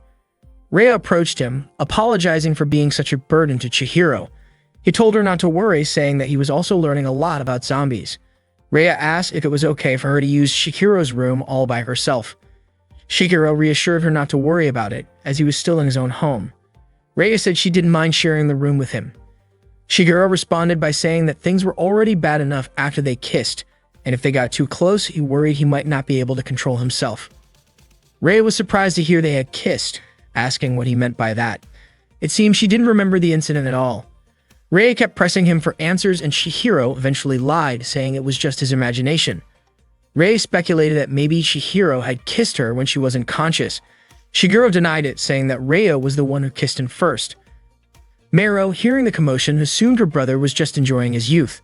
Chihiro decided to start recording Rei's every move so he could notice even the slightest change. He examined Rei's body. Her thighs, legs, upper arms, and the back of her neck all seemed normal. Rei was shocked by what Chihiro was doing. Chihiro explained that this was part of his zombie research. Rei asked him to stop because it was embarrassing, but Chihiro said it was for her sake, so she didn't need to do anything. Chihiro's family was having dinner in the dining room, and as usual, his grandfather asked a question. This time, he wondered why there was paprika in his miso soup, but Mero explained it was eggplant. Chihiro's father asked Chihiro why he didn't invite Rei to dinner. Chihiro explained that Rei was too shy to eat with them, so she would eat alone later. Mero was disappointed because she had made extra food for Rei. Chihiro said it was fine and that next time Mero didn't need to go through the trouble since Rei didn't want to be a burden on the family. Chihiro's father told Chihiro that Rei shouldn't think like that, and Mero asked Chihiro to let Rei know she would be happy if Rei ate her food. Chihiro said he would tell her. Chihiro started thinking about all the problems he had to deal with, and maybe Rei should pretend to eat even if she had lost her sense of taste. Ranko then came to Chihiro's house, bringing clothes for Rei to wear every day. Chihiro instead asked Ranko to lend her underwear as well, but Ranko refused, saying she would buy new ones and bring them tomorrow. Before leaving, Ranko told Chihiro that she already knew Rei wasn't his girlfriend. Chihiro thanked Ranko, which made her smile. Chihiro felt relieved that Rei at least had a change of clothes, but he was still thinking about the issue of food. In his opinion, Rei no longer had a functioning metabolism, so maybe she didn't need food at all. Rei still looked the same as she had before she died. When he returned to his room, Chihiro saw Rei feeding hydrangea leaves to Babu. Watching Rei and Babu made Chihiro feel a bit sad. Rei and Babu were no longer like him, they were different creatures now. Rei called out to Chihiro, and as he entered, he told her he had brought her a change of clothes. Rei thanked him. Chihiro invited Rei to go for a walk outside. Rei asked Chihiro if he was sure about letting her be outside. Chihiro explained that his grandpa had said Rei needed to move around more. It seemed a bit strange on the surface. Chihiro and Rei looked like a normal couple, but Rei was actually a zombie. At first, Chihiro kind of enjoyed the situation, but after a while, that excitement started to fade. Time passed at the same pace for both humans and zombies. While they were walking, one of Danichiru's men spotted them from a car and kept watching. Rhea mentioned to Chihiro that she hadn't felt the need to use the bathroom or felt sleepy at all. She wondered if that meant she was truly dead. Rhea wasn't sure if there was an afterlife waiting for people who die normally. If she became a ghost, she thought she might not have the chance to walk around and talk with Chihiro. Rhea said she felt more suited to being a zombie and even thanked Chihiro for giving her this sense of freedom, despite being a zombie. Chihiro felt a wave of sadness wash over him, knowing that if Rhea stayed this way, one day she would decay and turn to ashes. He promised to take responsibility for her.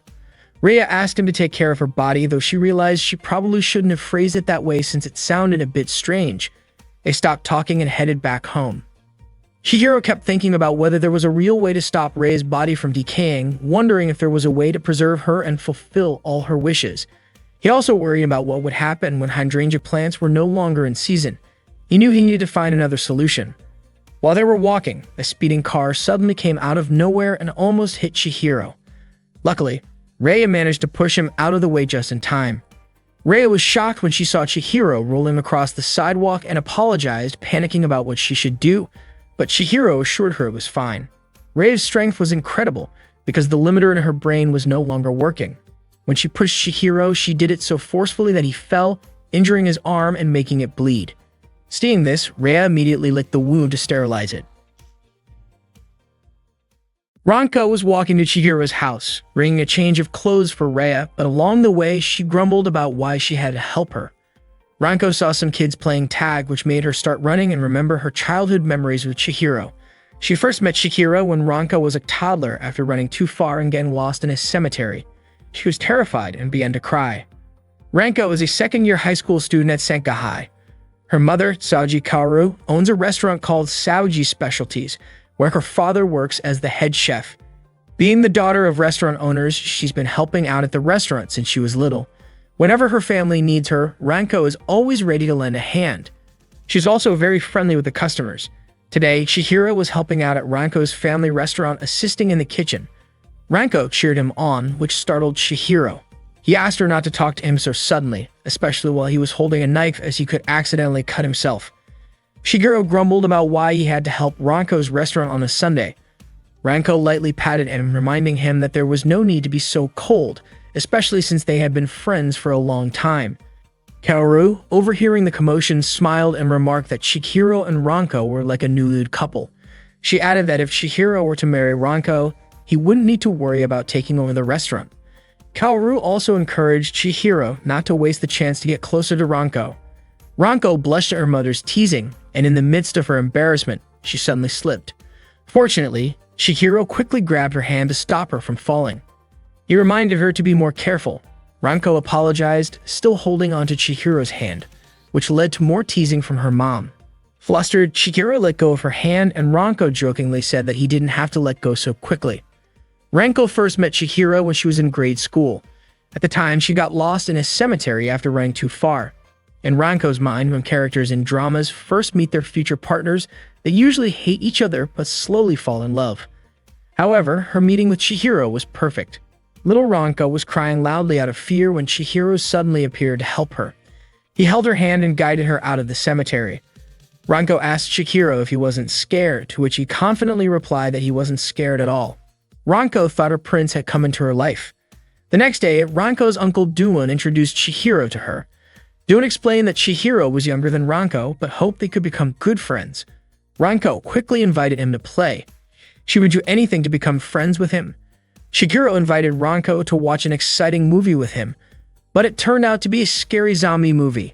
Ranko screamed in fear at the terrifying scenes, so much so that she ran and hid under the table out of fright. She suggested they play outside instead, but Chihiro declined, saying he didn't like it outside. Frustrated, Ranko turned off the TV and forced Chihiro to go outside with her. Chihiro had no choice but to follow Ranko's lead and join her for a walk. While they were walking, Ranko asked Chihiro what he usually did for fun. He replied that he just watched zombie movies and read zombie books. Curious, Ranko asked what else he did besides zombie-related things, but Chihiro simply said, "Eat." It didn't sound very exciting. Chihiro just smiled in response. Eventually, they arrive at a beautiful hydrangea garden. Ranko loved hydrangeas and invited Chihiro to play house with her, but Chihiro was busy digging in the ground. He said there might be a corpse buried under the cherry tree and maybe he could find a zombie. Ranko begged him to stop because it was too scary. Suddenly, two kids approached and started talking about Chihiro. They teased him for playing with a girl, asking if he didn't want to play with them because he preferred hanging out with a girl instead. They continued to mock Chihiro. Ranko scolded the two boys, but Chihiro burst into tears and ran away. The two naughty kids laughed, saying they always made Chihiro cry because he was such a crybaby. Out of Ranko's expectations, it turned out that Chihiro, whom she once thought of as her prince, was just a zombie maniac, lazy, and had no friends. He was also a crybaby who couldn't do anything right. He wasn't afraid of cemeteries because he liked zombies and he lived in a temple. That's why Ranko didn't like him anymore by the time she had to go home. Ranko's mother, Kaoru, said her goodbyes and thanked Doowon, mentioning that she always enjoyed visiting. Doowon also invited them to visit again when there wasn't a festival. Kaoru asked about Chihiro's mother, Yuzume. Doowon explained that his wife had taken Mero to the hospital because she had a fever. Doowon then said goodbye to Ranko's father, who was also his older brother. Kaoru offered Ranko the chance to say goodbye to Chihiro, but she refused. Besides helping with the cooking at the restaurant, Chihiro was also forced by Ranko to help deliver orders to customers' homes. According to Ranko, Chihiro wasn't much help in the kitchen. After all, Chihiro had never used a kitchen knife before. Ranko followed Chihiro to deliver orders because she wasn't sure he could greet the customers politely, and if he didn't, it could ruin the restaurant's reputation. Chihiro said he wasn't antisocial and that he could be polite. They arrived at the temple to deliver an order to Doowon. Doowon told Chihiro to stop complaining and do his job properly.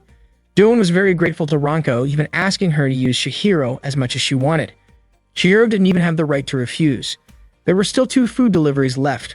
Ranko asked if Chihiro didn't want to help her family, but Chihiro didn't mean it that way. He was just worried about Rhea. Ranko started teasing him, but Chihiro said that there was nothing special between him and Rhea. There were so many things he didn't know, and Rhea's condition wasn't stable. Ranko teased him again, saying that Chihiro worried about Rhea because she was cute. Chihiro got annoyed and told Ranko that she didn't understand at all. Just then, Yasutaka and Mogi suddenly appeared in front of them.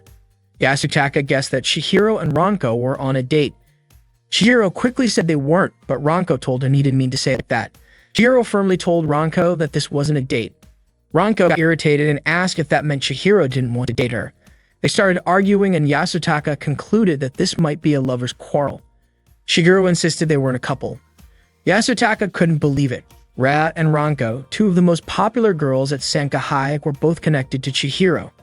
Yasutaka then questioned Chihiro, asking if he was only interested in zombies. Yasutaka felt like Chihiro was mocking him, while Chihiro was just having fun and relaxing but was surrounded by popular girls.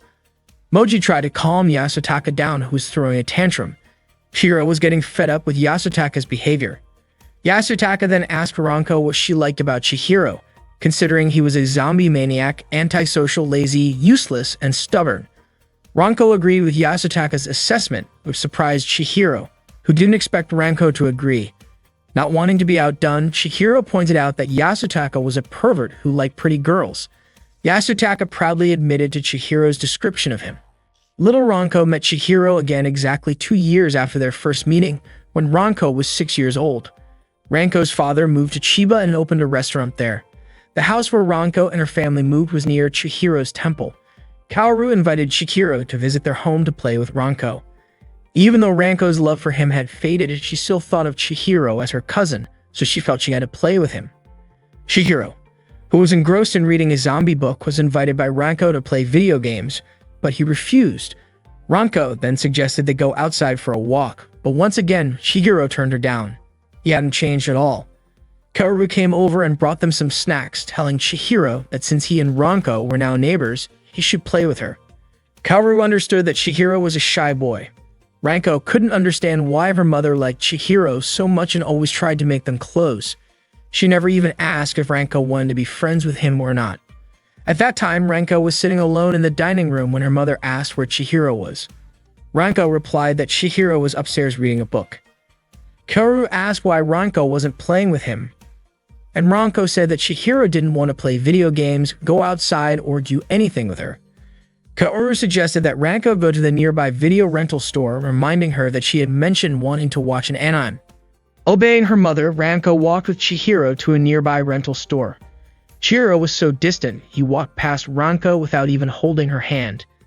As soon as they got inside, Chihiro headed straight to the zombie DVD section. Ranko tried offering him some fun anime movies, but Chihiro said zombie films were more exciting. Ranko was startled when a tall man wearing a scary zombie mask walked past her. It turned out that the man was the store clerk. Chihiro showed one of the DVDs he wanted to rent, and the clerk complimented his taste but offered him a new American zombie movie instead. Chihiro was immediately interested in watching it. The clerk was impressed that a 5-year-old like Chihiro could handle watching a horror movie in English. The clerk mentioned that the movie was a bit extreme and asked Chihiro to keep it a secret from his parents.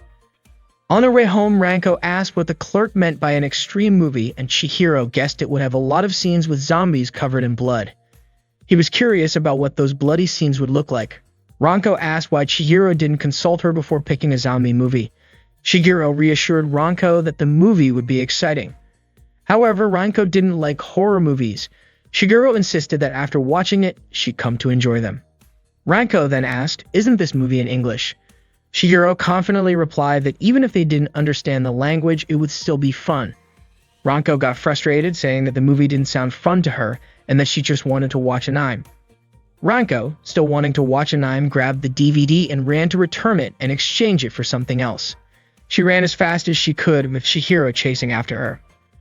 Unfortunately, they were suddenly stopped by a fierce-looking dog ahead of them. Ranko froze in fear. The dog approached Ranko, and Chihiro, trying to avoid it, stepped aside. The dog barked at Ranko, making her cry. Though terrified himself, Chihiro gathered his courage, picked up a metal pipe, and used it to scare the dog away.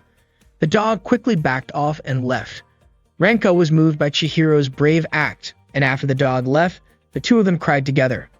Afterward, they held hands and walked home together. Ranko was deeply thankful to Chihiro for saving her. Ranko first realized she had fallen in love with Chihiro at a funeral, and by the time she was 10, she was certain of her feelings. As they grew older, Ranko asked Chihiro what his idea of a first kiss was like. Chihiro, still clueless, didn't really understand what Ranko meant.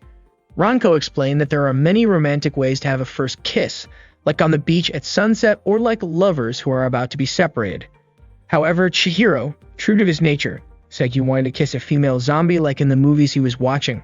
Ranko got annoyed and asked Chihiro if he really thought something like that could happen. She urged him to take it more seriously, saying that a kiss is something incredibly special. Yasutaka still couldn't accept the fact that Chihiro was involved with popular girls. He even cursed Chihiro, but at the same time he also begged Chihiro to introduce him to a girl. Chihiro couldn't understand Yasutaka's stubborn behavior. He then suggested that they should finish delivering the last 2 orders. Ranko, in her usual playful way, asked Chihiro if they could hold hands. Chihiro questioned why, but Ranko insisted, so Chihiro reluctantly agreed to hold her hand. Ranko then asked if Chihiro remembered the first time they held hands. Chihiro responded by recalling the funeral, when he saw Ranko crying, and he had held her hand to comfort her. Chihiro asked when exactly it happened, but Ranko, brushing it off, said she had forgotten since it was so long ago and let go of his hand. This left Chihiro even more confused by Ranko's behavior. After they finished their deliveries, Ranko told Chihiro he was done for the day and could go home as the restaurant's busy hours were over and she would take care of the rest. Chihiro thanked her and was about to leave when Ranko suddenly stopped him. She moved in close to him as if she was about to kiss him. However, Chihiro didn't react and simply closed his eyes. Ranko, frustrated, told Chihiro not to act like the world was ending just because someone wanted to kiss him. She repeated that a kiss was something precious and that he needed to take it seriously. Upset, Ranko ran all the way to the edge of a bridge, thinking about how Rhea had kissed Chihiro. She had a feeling she didn't want to be outdone by Rhea, and in a burst of emotion, she shouted to motivate herself. Since Rhea became a zombie, Chihiro decided to document everything about her and observe her closely. He constantly keeps an eye on her. Rhea asks Chihiro to stop recording while she's eating, but he insists that the observations would be meaningless if he didn't record everything. Chihiro's family, but Chihiro's father scolds Chihiro to put the camera down and join in eating. Obeying him, Chihiro sets his camera on a tripod. As they all eat, Reia's meal consists solely of hydrangea leaves. Chihiro's father then asks if she's a vegetarian. Suddenly, Jaguru shouts, asking who put a snail in his miso soup, his usual quirky question during family meals. As usual, Mero answers that it's a clam, not a snail. Even Babu, the family's cat, joins them, eating hydrangea leaves like Ra. Afterward, Babu jumps onto Mero's head, making Rei smile at the cat's cute antics. That night, Chihiro jots down notes about his observations on Rhea, learning a few things in the process. First, zombies don't need sleep. Rhea stays awake even when Chihiro is fast asleep, looking somewhat bored as she waits for him to wake up. Second, zombies can bathe but don't sweat. Finally, zombies don't need to use the restroom, though they do need hydrangea leaves to maintain the effects of the revival potion. Babu hops onto Chihiro's bed and suddenly coughs up the hydrangea leaves he ate, almost like a furball. Chihiro watches Rhea closely, wondering if she'll do the same, and he's eager to record it if she does. He points the camera at Rhea, asking if she feels like throwing up. Rhea asks him what exactly he's expecting to happen. Chihiro just smiles, keeping the camera trained on her, and Rhea, a bit annoyed, tells him he can keep recording her for his observations, but that she wants something in return. She wants to do something normal, something that a regular girl would do. The next day, Rhea invites Chihiro to go clothes shopping with her, showing him different outfits and asking for his opinion. However, Chihiro only gives vague answers like, "It's nice," without really paying attention. Frustrated, Rhea asks him to actually focus on the clothes because she wants to pick the best-looking one in the store. Although they've been there a while, she still hasn't chosen anything. She's determined to find the perfect outfit since Chihiro's buying, but she's also feeling uncertain about what to pick. Chihiro has been recording her for over an hour now, and Rhea decides she also wants to buy a hat. Chihiro agrees as long as the total stays under 10,000 yen. They're lucky it's cloudy today, as they typically avoid going out during the day. Sunlight might accelerate Rhea's body decomposition. Chihiro realizes how much Rhea wanted this shopping trip, and he decides there's no need to record every moment of it because he's not making this film as a farewell or anything like that. Observing Rhea chatting with the store clerk, who compliments her and says the outfit suits her complexion, Chihiro starts to understand that Rhea hasn't had the freedom to enjoy things like this before. Ranko went to the hot springs in the afternoon to clear her mind. She still remembered what happened yesterday and Chihiro's words about how he felt responsible for Rhea. It was the first time Ranko had seen Chihiro that serious. She understood that Rhea was struggling after becoming a zombie, but she felt Chihiro should have told her if he was living with Rhea. Ranko stepped on the scale and saw that she had gained some weight, feeling frustrated that all Chihiro seemed to think about was Ra. She wished he would at least talk about her once in a while. Just then, Mero entered the sauna's changing room, surprising Ranko. Ranko greeted her, and Mero replied that she had come with two of her friends. Mero asked if Ranko was also here to take a sauna bath during the day. Ranko said that after helping out at the restaurant, she decided to treat herself to a daytime sauna. Ranko then asked if Mero and her friends had planned to come or if they were just stopping by on their way home. Mero explained that she and her friends wanted to relax in the sauna before having tea. Curious, Ranko asked if Chihiro was at home. Mero told her that her brother had gone to the neighboring town that morning to shop, bringing Rhea along to buy her some new clothes. Feeling a bit down after hearing that Chihiro and Rhea were off having fun together, Ranko quickly cheered herself up, determined not to be left out of the fun. She enthusiastically invited Mero and her friends to join her in the sauna, insisting they wouldn't leave until they'd watched the sunset together. Meanwhile, Rhea was still with Chihiro in the neighboring town, wearing the new outfit and hat he had just bought her. Chihiro quietly commented that the clothes really suited her. Rhea asked if he had said something, but he denied it. Not believing him, she tried to coax Chihiro into admitting what he said, but he wouldn't budge.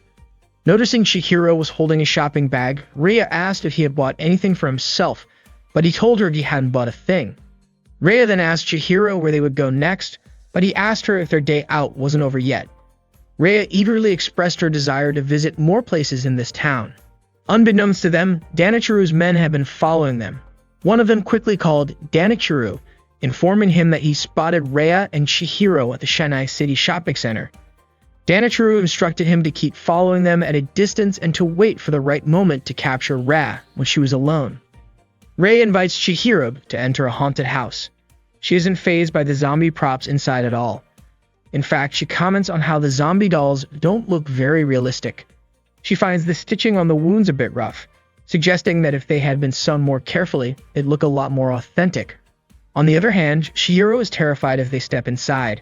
Seeing him so scared makes Rei burst out laughing, completely surprised that Chihiro, of all people, would be afraid of a haunted house. Shigeru admits that even though he loves horror movies and zombies, a haunted house is a completely different experience for him. Rei can't stop laughing, which makes Chihiro feel like she's teasing him.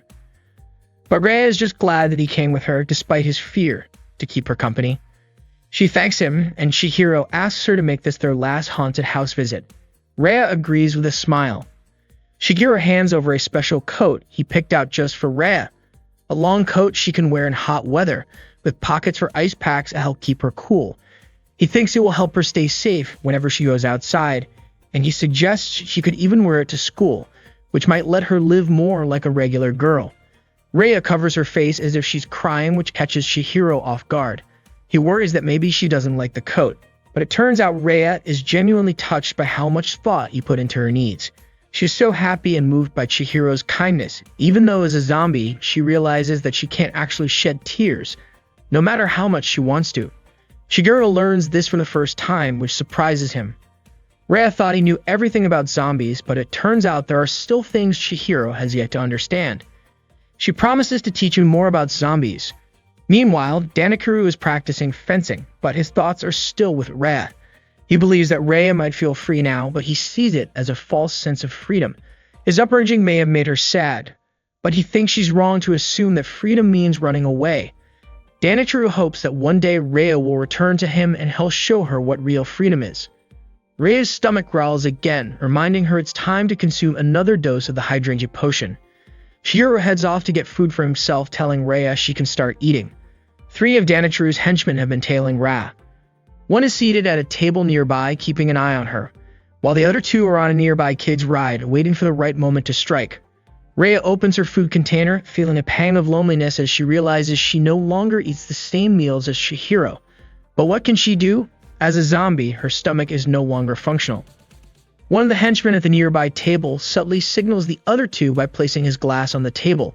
Receiving the signal, the 2 on the kid's ride get up, approaching Rei from behind, while the other closes in from the front. They're just about to make their move when suddenly, Yasutaka appears and greets Rei.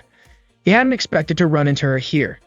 Danachuru's men help their plan in surprise, wondering who this person is. None of them recognize him, so they decide to pull back and reassess the situation, waiting for another opportunity.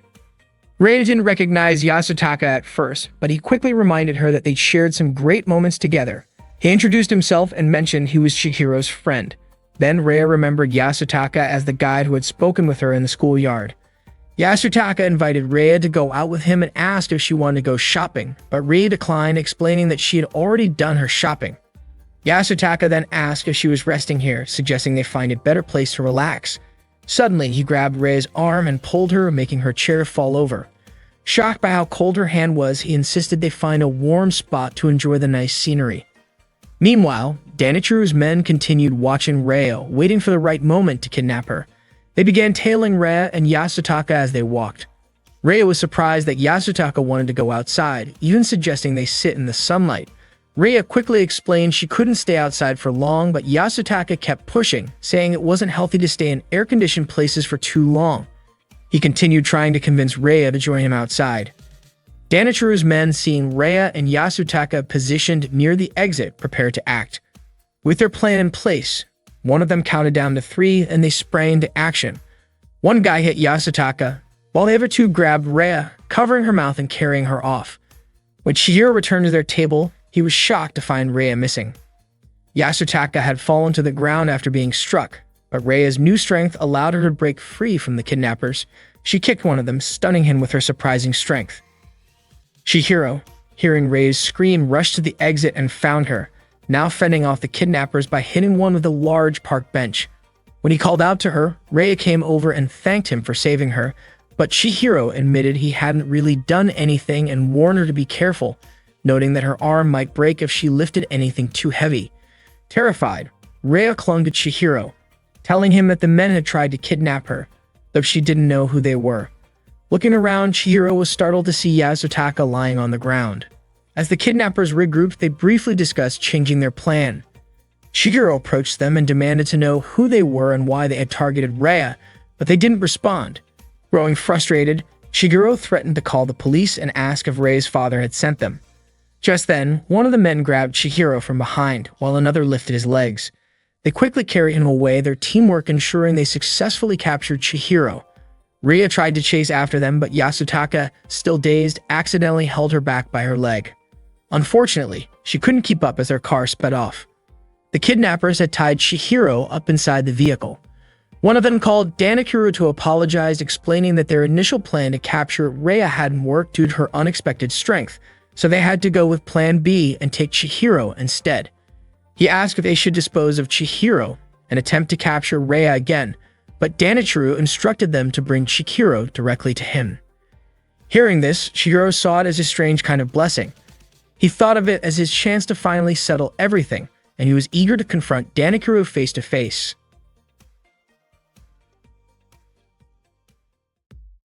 Shigeru's family lives in a temple, and lately things have changed since Rhea started staying with him.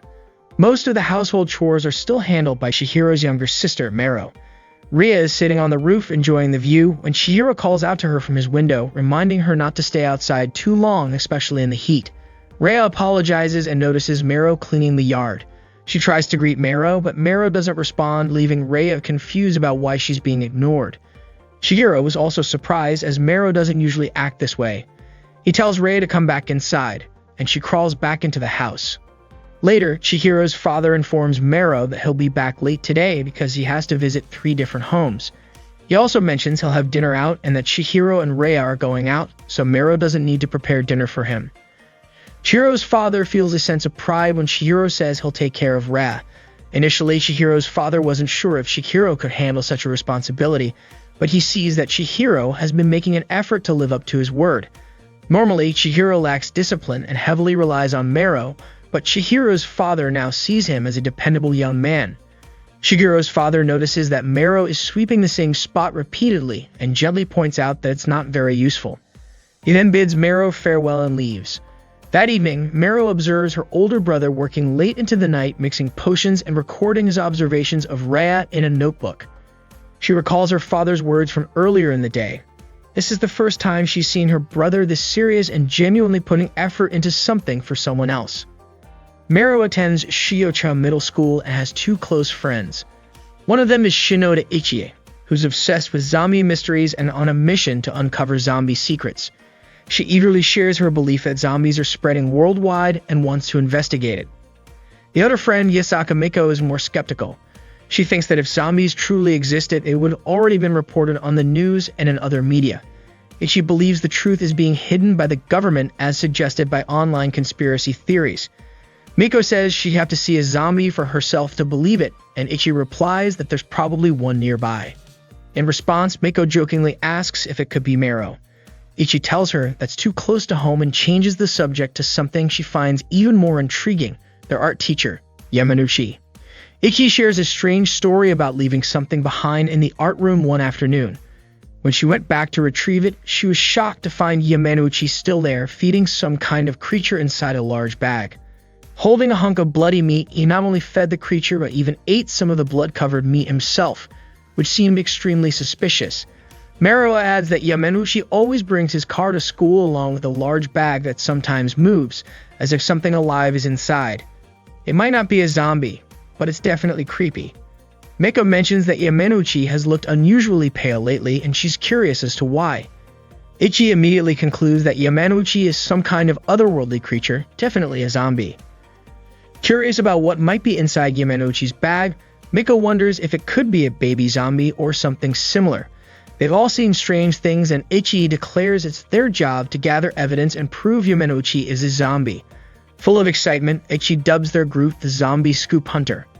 This evening, they hid behind the art room table to wait for Yamanouchi. As the evening arrived, Yamanouchi entered the art room and spoke to her large bag, apologizing for keeping it waiting. From behind a statue, Mero and her 2 friends watch everything unfold. Yamanouchi told the creature inside the big bag that it could eat as much as it wanted tonight. As she started unzipping the bag, Miko got a little scared, but Ichie reminded her that they were finally going to see a real zombie with their own eyes. Yamanochi then pulled out a chunk of raw meat, ready to drop it into the bag, and a strange noise came from inside, causing Mero and her friends to scream and knock over the statue on the table where they were hiding. Yamanochi ended up driving the three students home. Meanwhile, the creature inside the big bag turned out to be a young crocodile. Miko asked if the crocodile was Yamanochi's pet, to which Yamanochi confirmed, saying that it was very cute. Ichi then asked why Yamanochi brought her pet crocodile to school.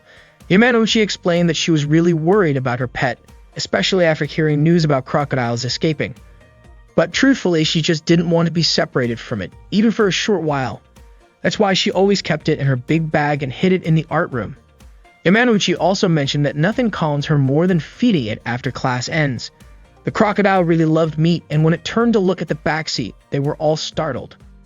Ichi then asked why Yamanochi had looked so pale recently, wondering if something was wrong.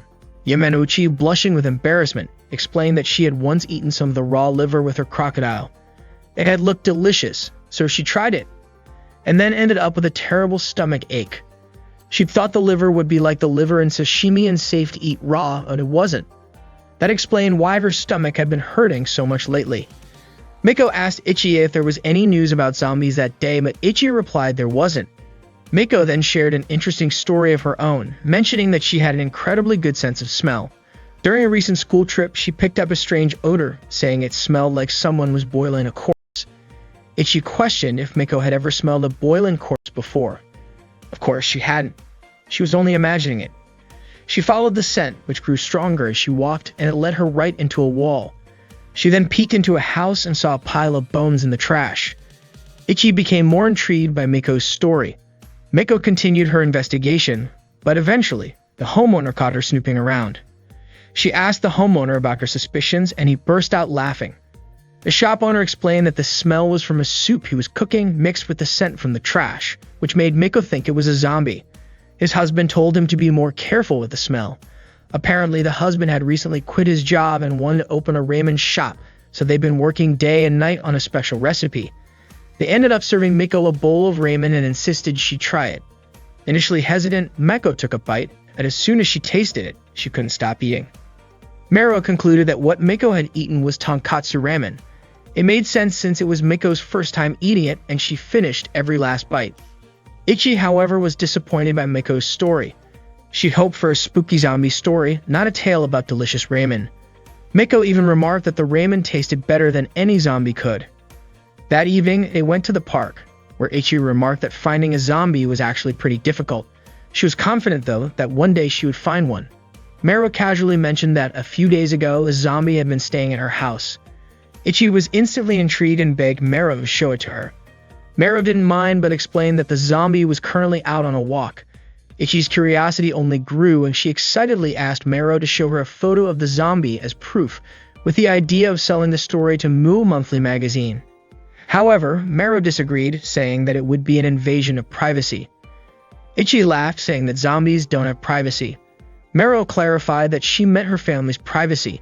The Furuya family had a reputation to uphold after all. Ichi wondered if it was safe for a zombie to go on a walk, but Mero simply replied that exercise is also important for zombies. Surprised, Ichi asked if zombies don't usually attack and eat people. Mero assured her that the zombie at her house only eats hydrangea leaves and is basically a vegetarian. Ichi found this zombie quite different from the usual kind, to which Mero added that the zombie at her house actually wants to be a normal girl, not a typical zombie. Skeptical, Ichi asked if Mero was sure that it was a real zombie. Mero explained that it was her older brother who told her so.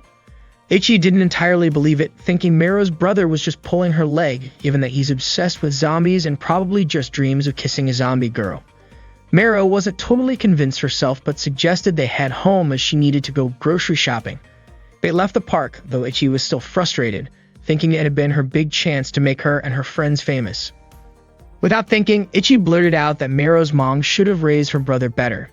Miko quickly reminded her that Mero's mom had already passed away. Realizing her mistake, Ichi apologized, but Mero reassured her friends not to worry. After all, her mother had been gone for so long that she didn't even have any memories of her. Mero suddenly noticed a snail crawling on a hydrangea leaf and stopped to observe it. Out of nowhere, she was reminded of her mother, specifically of the times her mother had tried to check her temperature, with a cool hand wrapped in bandages. Afterward, Meru went grocery shopping at the store. Upon arriving home, she heard Ranko and her older brother, Chihiro, talking near the front gate. Shigeru was telling Ranko to leave even though she had only come by to borrow a DVD and watch it together. But Chihiro refused. Ranko was upset, feeling that Chihiro had been pretty cold toward her lately.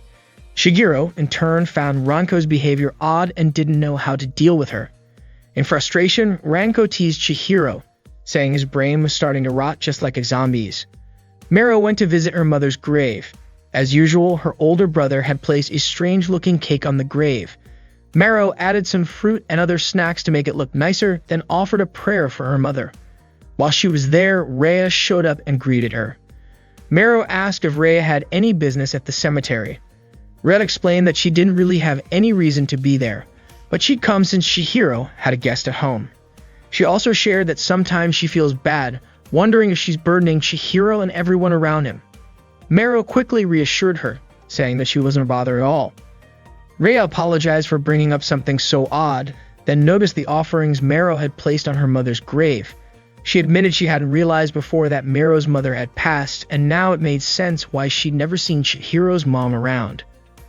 Rhea admired Meru, knowing she handled all the household chores herself.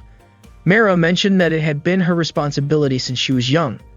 Rhea, who had been pampered by her own family, expressed her admiration for Meru, who seemed to manage everything so well on her own.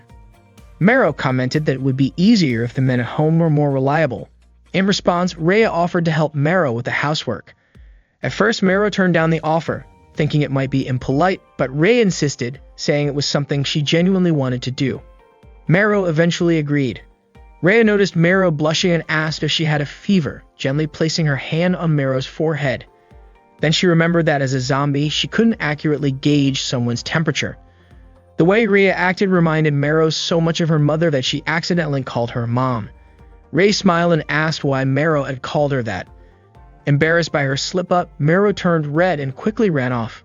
Rhea called after her, saying she'd forgotten her groceries, and in her rush, Meru tripped and fell. Rhea came over to help and treated Meru's injured leg. Meru apologized for the trouble, and after Rhea finished bandaging her up, she invited Meru to cook together. In that moment, Meru felt a closeness to Rhea, a sense of connection she couldn't quite explain. The next day, Meru showed a photo of Rhea to Ichi and Miko. Ichi seemed skeptical, joking that maybe Rhea was fooling her, while Miko simply complimented Rhea's beauty in the photo. Meru admitted that the shadow of her mother coming from Rhea.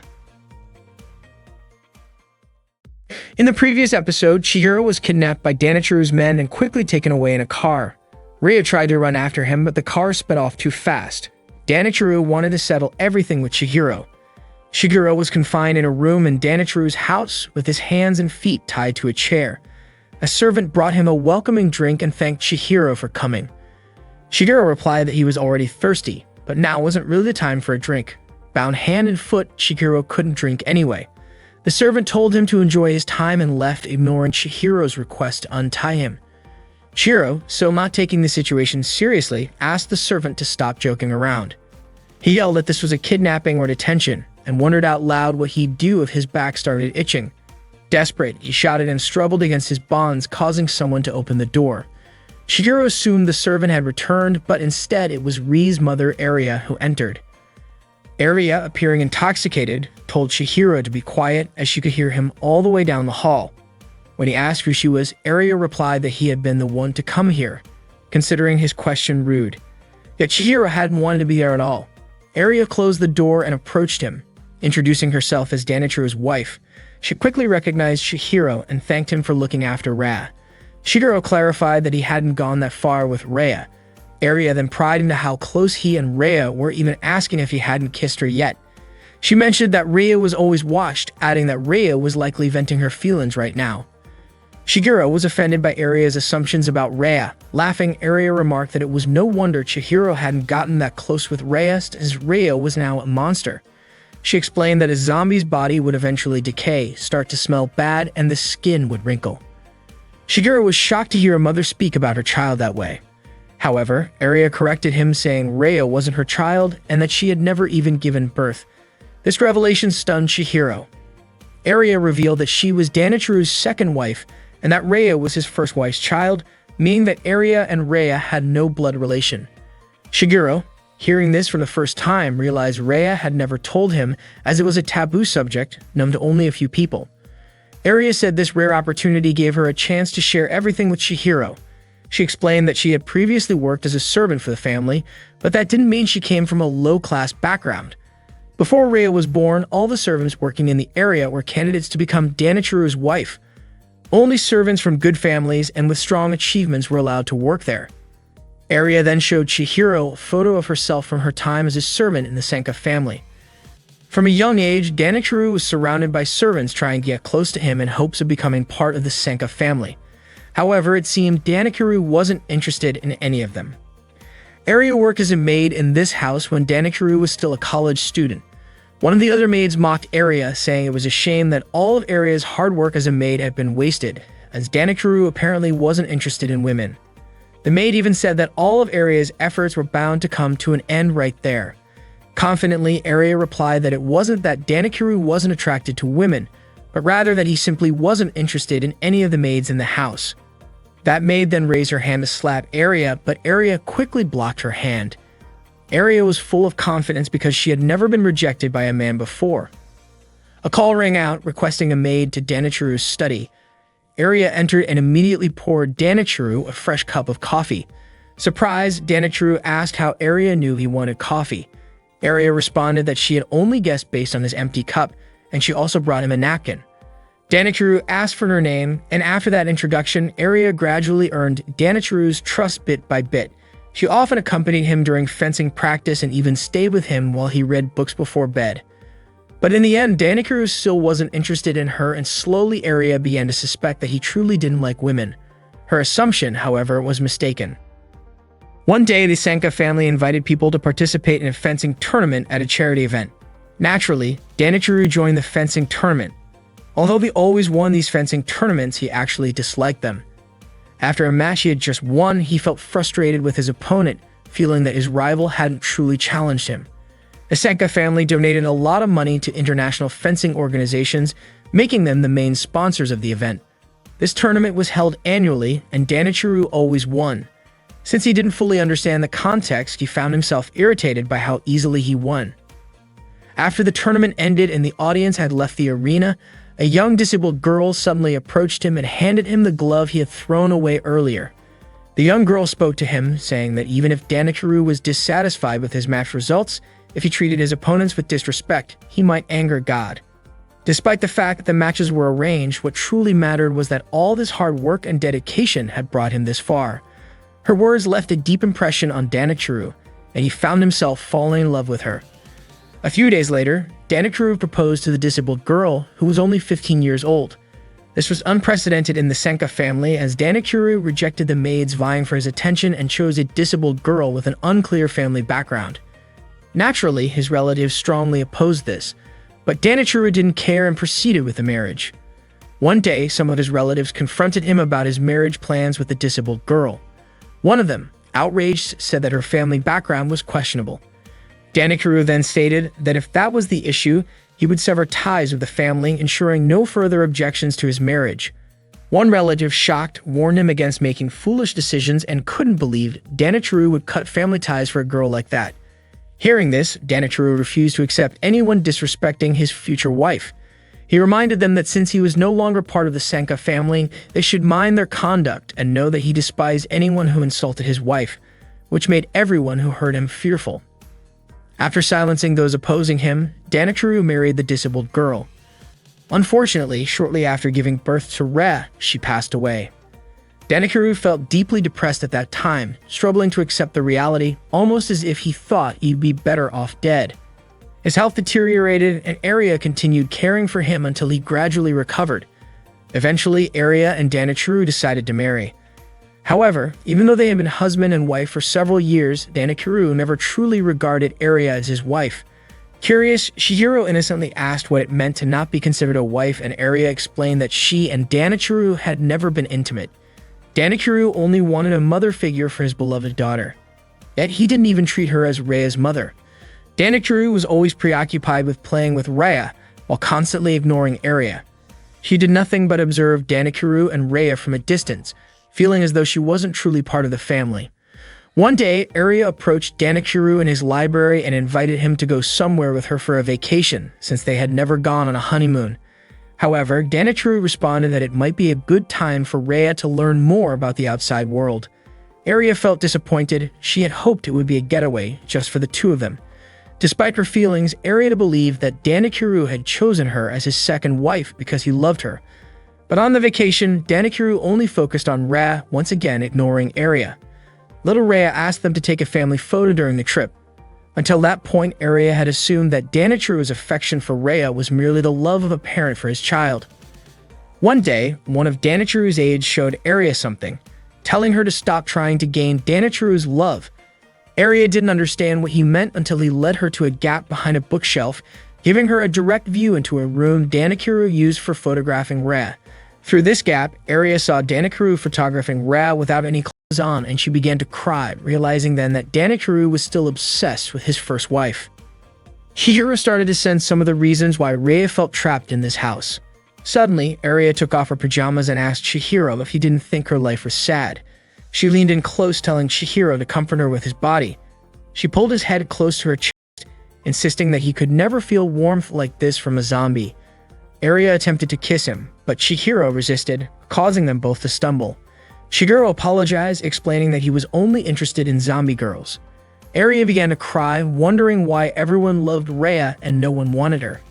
As she sobbed, Babu the cat meowed and approached her. Arya stopped crying and asked Babu if he would comfort someone like her. She hugged Babu, saying he was a sweet cat, and Babu seemed to enjoy it. Suddenly, Chihiro mentioned that Babu was also a zombie, and Arya immediately threw Babu from her arms, making Babu snarl angrily. Arya screamed for his servant to take Babu and Chihiro away. Chihiro then remarked that if Arya wanted him to leave, he'd gladly go if he could. A servant soon arrived and told him that wouldn't be possible, informing Chihiro that Danikuru wanted to see him. Chihiro, frustrated, called the situation a kidnapping, stating he didn't care if Danikuru was the head of the Senka family. No one had the right to treat him this way. The servant adjusted Chihiro's chair, and Chihiro asked to have his bindings removed, but the servant said he couldn't do that. Arya remarked that she invited Chihiro, as even he was acknowledged by Danikuru, while she was never once considered his partner. Meanwhile, a crowd gathered in front of the shopping center, watching as Yasutaka lay unconscious. At this moment, Rhea was in a taxi, frantically searching for Chihiro. She asked the driver to turn on the air conditioning, which puzzled him since it wasn't particularly hot. Rhea was certain that the people who kidnapped Chihiro were her father's henchmen. She knew Chihiro must be in danger. Urgently, she asked the taxi driver to speed up.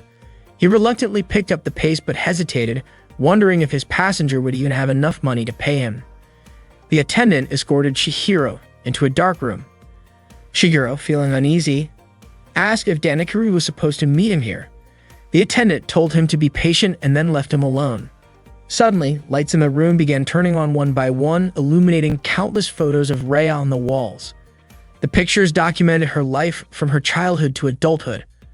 Once all the lights were on, Danikuru appeared in front of Chihiro and explained that he had taken every photo of Rhea. No matter when captured her image, Rhea always appeared beautiful to him. To Danikuru, Rhea embodied purity and fragility. Danikuru explained that he had always safeguarded Rhea's innocence, and he even thanked Chihiro, saying that being apart from Rhea had allowed him to love her even more.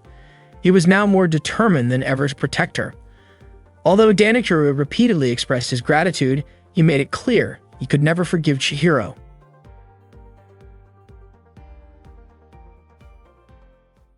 The servant led Chihiro as they followed Danikuru down a long corridor. Chihiro asked where exactly he was being taken, suspecting that Danikuru might be planning something bad. He wondered if Danikuru would fry him in hot oil or maybe even push him off a cliff. Chihiro then asked the servant if he could be taken to the restroom, hoping he might have a chance to escape. However, the servant just replied that Chihiro could relieve himself in his pants, and they would clean up after him. They finally stopped at a door marked as the discipline room. Danikuru told Chihiro that he hadn't brought him here to be tortured. Danikuru opened the door, revealing a room decorated with a photo of himself and Rhea and fencing attire on the ceiling. The room was actually a fencing arena. Danakiro told Chihiro to choose whichever fencing equipment he liked, or he could fight barehanded if he preferred. Chihiro was confused about what Danakiro meant by this. Danachiro explained that they would determine who had the right to protect Rhea by competing in fencing. The servant then untied Chihiro's hands. Meanwhile, Rhea arrived outside her home in the middle of a heavy rainstorm. She got out of the taxi and ran straight into her house without paying the fare. The taxi driver assumed Rhea would pay him later. Rhea opened the front gate and was greeted by two servants. She immediately asked them to call her father, but the servant explained that he couldn't be summoned since Danakiro was busy. Rhea asked if Chihiro was there as she was eager to see him. The servant, of course, couldn't allow that. He told Rhea to stay calm and wait. Suddenly, one of Danichiro's men threw a net over her, capturing her. A servant entered the room where Chihiro was previously held captive and reported to Aria that Rhea had been captured, asking if she wanted to see her. Aria responded saying she had no reason to meet with Rhea, which surprised the servant. Rhea, now tied up and held in a basement room, demanded to know what they were doing to her.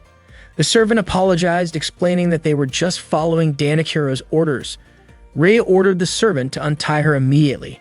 However, instead of obeying, the servant mocked her, noting how much Rhea had changed after running away from home for a few days. The servants were secretly planning to teach her a lesson without Danakiro's knowledge, which terrified Rhea as she wondered what they intended to do to her. It turned out that they started dressing her up in different outfits, putting her in a maid's costume, amused by how cute she looked. Rhea was bewildered, wondering why they were doing this to her. The servants explained they had always dreamed of dressing her up this way and believed the outfit suited her well. Rhea called them cowards for humiliating her while she was tied up, telling them they should be ashamed. Instead, the servants were thrilled to see her so upset, finding her even cuter when she was angry. They began picking more outfits for her to try on, including a ninja costume and other cosplay outfits. Rhea was frustrated knowing she didn't have time for this, especially as she got a bad feeling about Chihiro's safety. Meanwhile, Chihiro had already put on the fencing gear. Danachiro told him that if he could manage to land even one hit, he would consider Chihiro the winner. But Chihiro felt it was unfair since he knew nothing about fencing. Danachiro said Chihiro could use any martial art he was skilled in. Chihiro replied that he wasn't great at anything like that, which only irritated Danachiro, who realized Chihiro was weak and had no self-defense skills whatsoever. Danachiro was baffled as to why Rhea would choose to be with someone who lacked both fighting skills and talent like Chihiro. Chihiro retorted that Danachiro didn't know anything about him, and he continued to provoke Danachiro, who became increasingly enraged. Meanwhile, the two servants dressed Rhea in a skimpy maid outfit complete with bunny ears on her head. They were thrilled by how adorable she looked. Rhea yelled at them to untie her, but the two servants told her they could no longer follow her orders. They went back to picking out more outfits for her to try, debating loudly over whether Rhea should wear a ninja costume or another cosplay outfit. Rhea was fed up and didn't want to wear either. She insisted she had to leave now, summoning the strength to break the chains binding her hands, shattering them into pieces. Chihiro continued taunting Danachiro, who demanded to know what Chihiro was really trying to say. Chihiro told him he was disgusting, which took Danachiro by surprise. Chihiro pointed out that Danachiro had insisted they settle things with a one-on-one fight, deciding for himself who had the right to be with Rhea without considering her feelings at all. Chihiro said that Danachiro was arrogant for kidnapping him and dragging him here, only to lecture him. On top of that, Danachiro had the twisted habit of taking nude photos of his daughter on her birthdays. Danachiro was shocked that Chihiro knew about that. Chihiro called it unnatural, saying it went beyond a father's love for his daughter. He added that anyone would want to run away from a family like that. Meanwhile, Rhea managed to escape from the two servants and was frantically searching for Chihiro. Chihiro told Danachiro to stop this nonsense before deciding who would protect Rhea and suggested that Danachiro consider what Rhea herself wanted. After all, there was no point in making this decision when Rhea wasn't even there. From the beginning, Danachiro had it all wrong. Even though he claimed to want to protect Rhea, he actually just couldn't let her go. Chihiro added that he heard from Aria about how much Rhea had suffered. Chihiro told Danachiro he was treating Rhea like a stand-in for his long-deceased wife. Rhea arrived at the fencing room, but it was too late. Danachiro had already stabbed Chihiro. Danachiro was furious at Chihiro for underestimating him and twisted the blade deeper into Chihiro's body. He even threatened that with the power of the Sanka family, he could easily erase Chihiro's existence. Rhea was horrified by the scene. The servants gasped at the sight of Danachiro stabbing Chihiro. Danachiro asked if Chihiro hadn't expected him to actually go through with it. Shigeru lifted his head and slammed it against Danachiro's forehead, making Danachiro cry out in pain, which shocked Rhea. Shigeru said that was his way of paying him back. Rhea rushed to Chihiro and, noticing his clothes, asked why he was there dressed like that. Chihiro, captivated by Rhea's appearance, couldn't help but think she looked like a sexy zombie nurse. Rhea explained that the servants had forced her to wear the outfit. Shigeru was delighted, admiring how Rhea looked, but she yelled at him, pointing out that he was bleeding. Danachiro screamed, demanding to know why Chihiro wasn't dead. Chihiro himself wasn't sure, guessing that maybe his adrenaline was so high that he'd temporarily forgotten the pain, or perhaps it was because Rhea had licked his wound that one time. It seemed Chihiro had been infected by Rhea's toxin. Although he didn't feel any pain, his heart was still beating, meaning the toxin wasn't in a lethal dose. In a sense, he was now half zombie. Danachiro grew furious and threatened to behead Chihiro. Rhea quickly intercepted her father's attack to protect Chihiro, begging her father to stop all of this since the fight should have ended when he stabbed Chihiro. If Danachiro wanted to continue, Rhea said she'd take him on herself. Danachiro insisted that he only wanted to save Rhea to cure her from this unknown illness. He even suggested they move to America, where he'd already prepared all the necessary documents. Everyone was shocked by this revelation.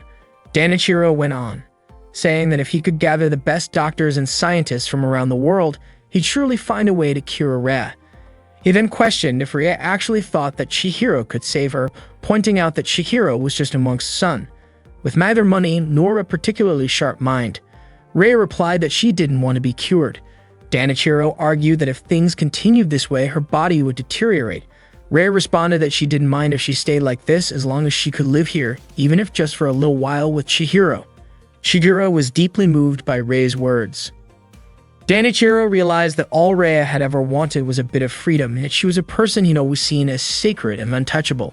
Shigeru approached Danachiro, yelling that he still didn't understand. Rhea didn't want to be treated as someone special. Shigeru then asked Danachiro how many of Rhea's true desires he fulfilled, rather than imposing his own wishes on her. Danachiro recalled a memory from Rhea's childhood, when she excitedly showed him a tiny snail she found in the garden.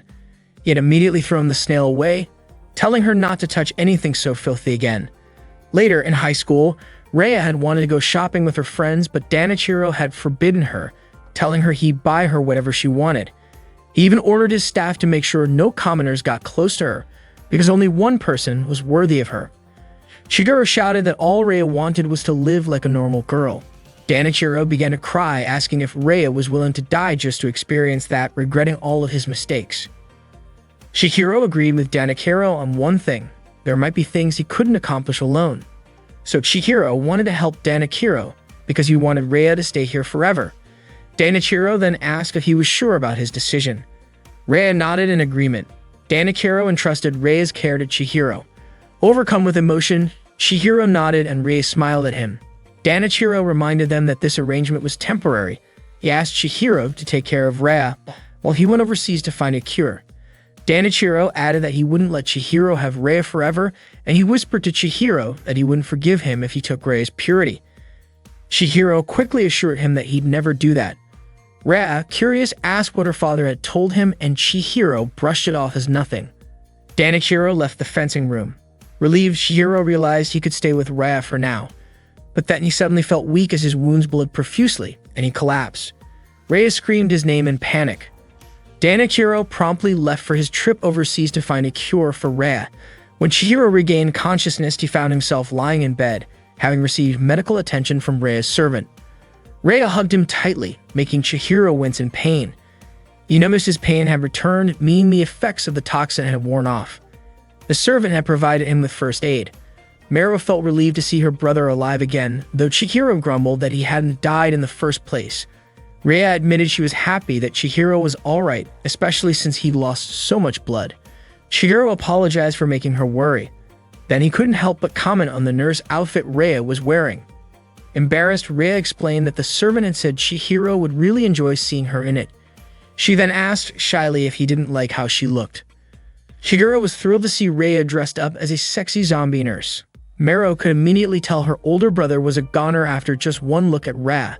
Suddenly, Ranko burst into the room and threw herself onto Chihiro, explaining that Meru had told her he was hurt, so she rushed over as fast as she could.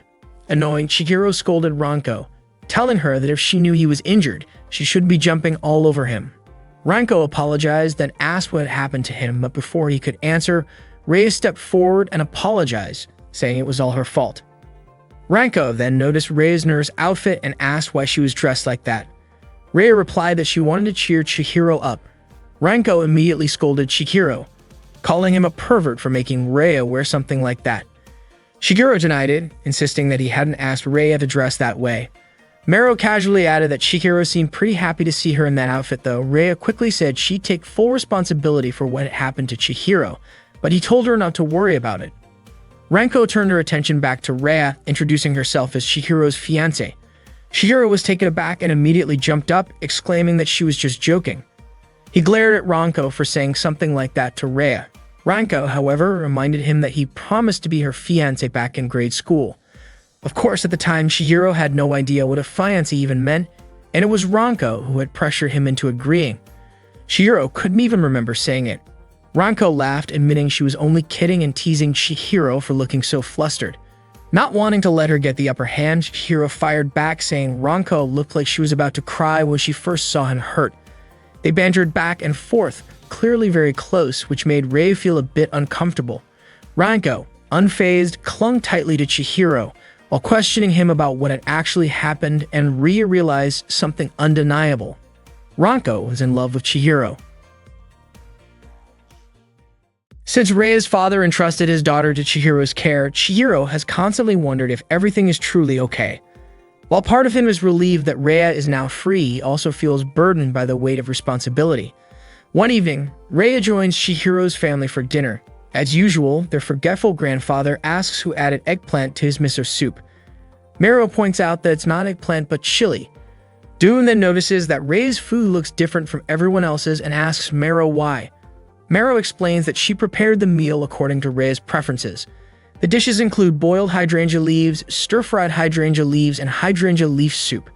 Dune wonders if such a meal tastes good, to which Meru replies that she did her best for Rhea.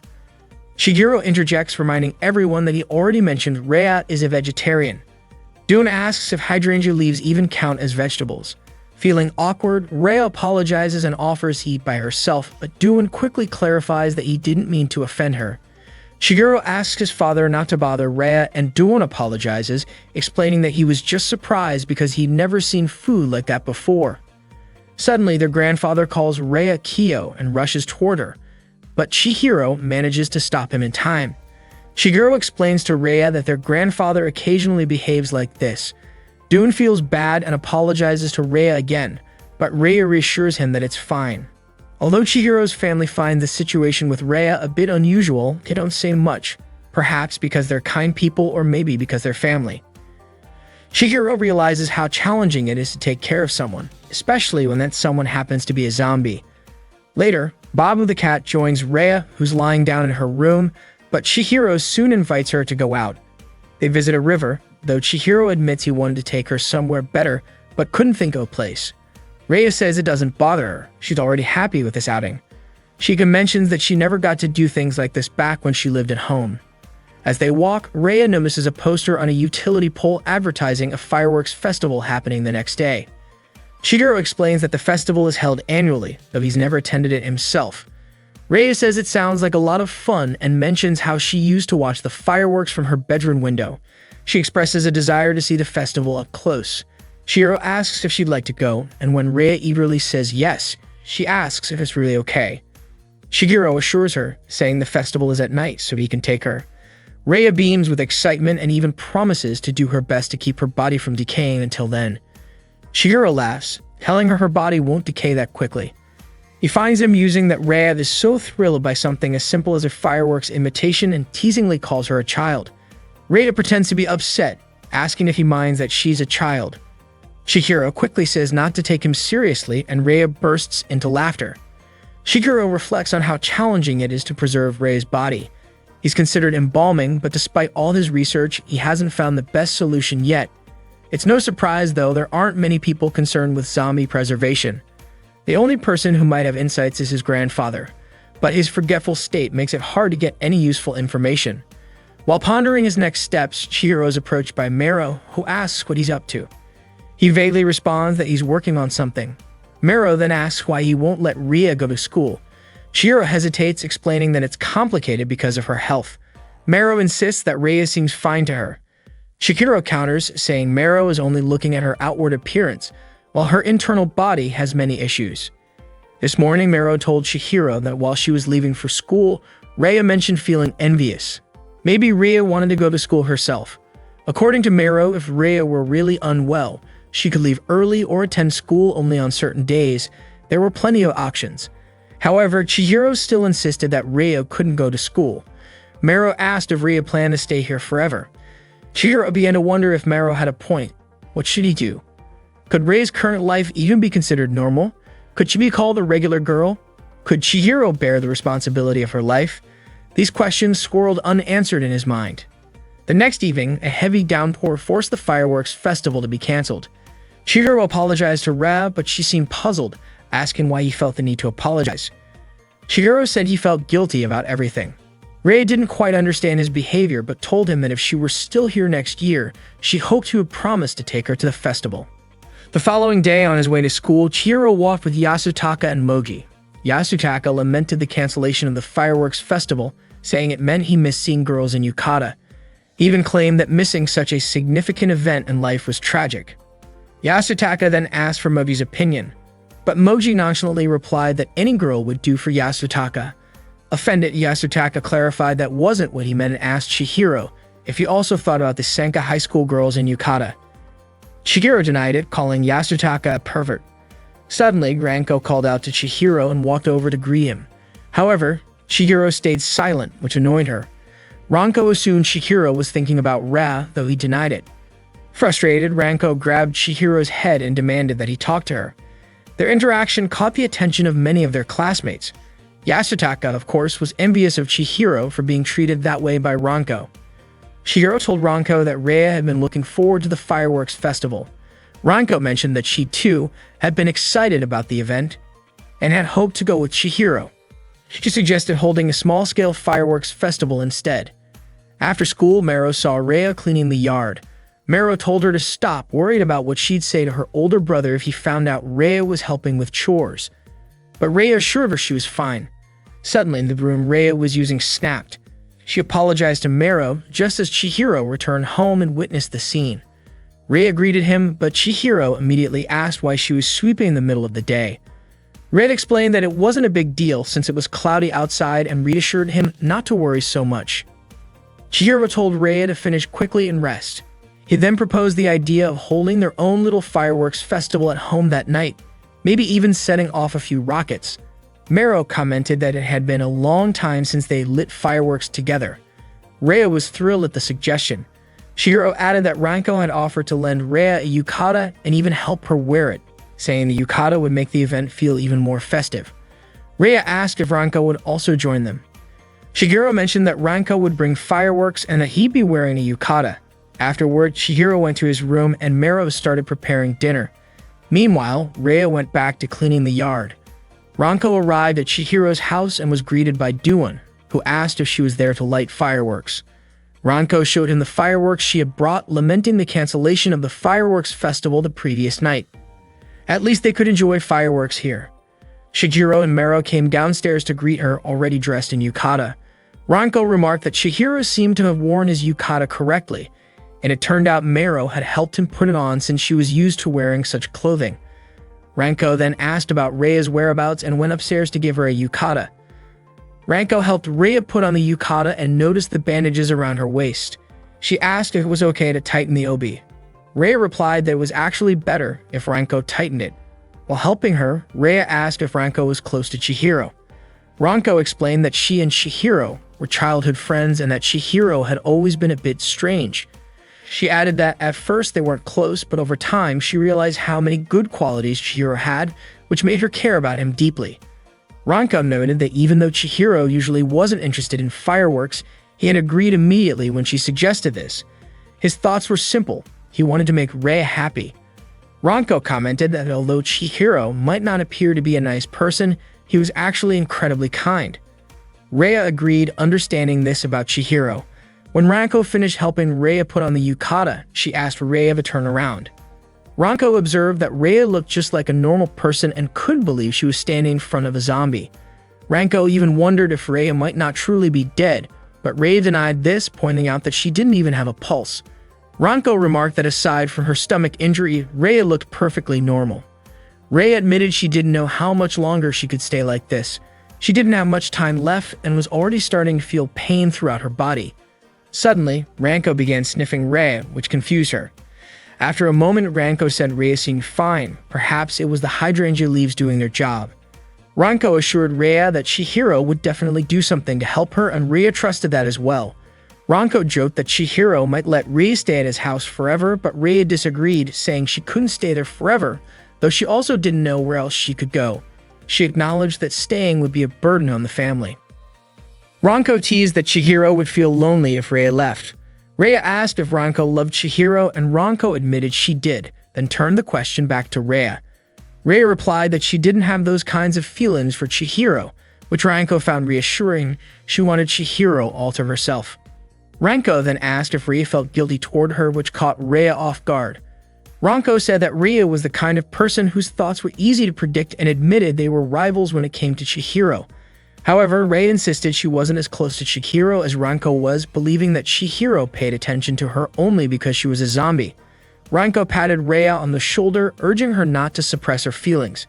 Ranko pointed out that time was of the essence and encouraged Rhea to take action to avoid regrets. She told Rhea to embrace her womanhood. Rhea reminded Ranko that she was already dead, and they both laughed. Ranko confessed she wasn't great at handling matters like this, but assured Rhea that even if she did have feelings for Chihiro, Ranko would still see her as Rhea and herself as Ranko. She wouldn't give up easily. Ranko then cheered Rhea on, urging her to give her best effort. Later that night, Chihiro, Rhea, Ranko, Mero, and Babu lit fireworks together. Rhea was overjoyed with the celebration. Shigeru apologized to Rhea, saying this was all he could do for her. Rhea smiled and told him he apologized too much. She didn't want him to worry so much about her. Just being here already made her happy. Shigeru then asked if there was anything that bored her or made her uncomfortable. Rhea reassured him that she was genuinely enjoying her time there with everyone.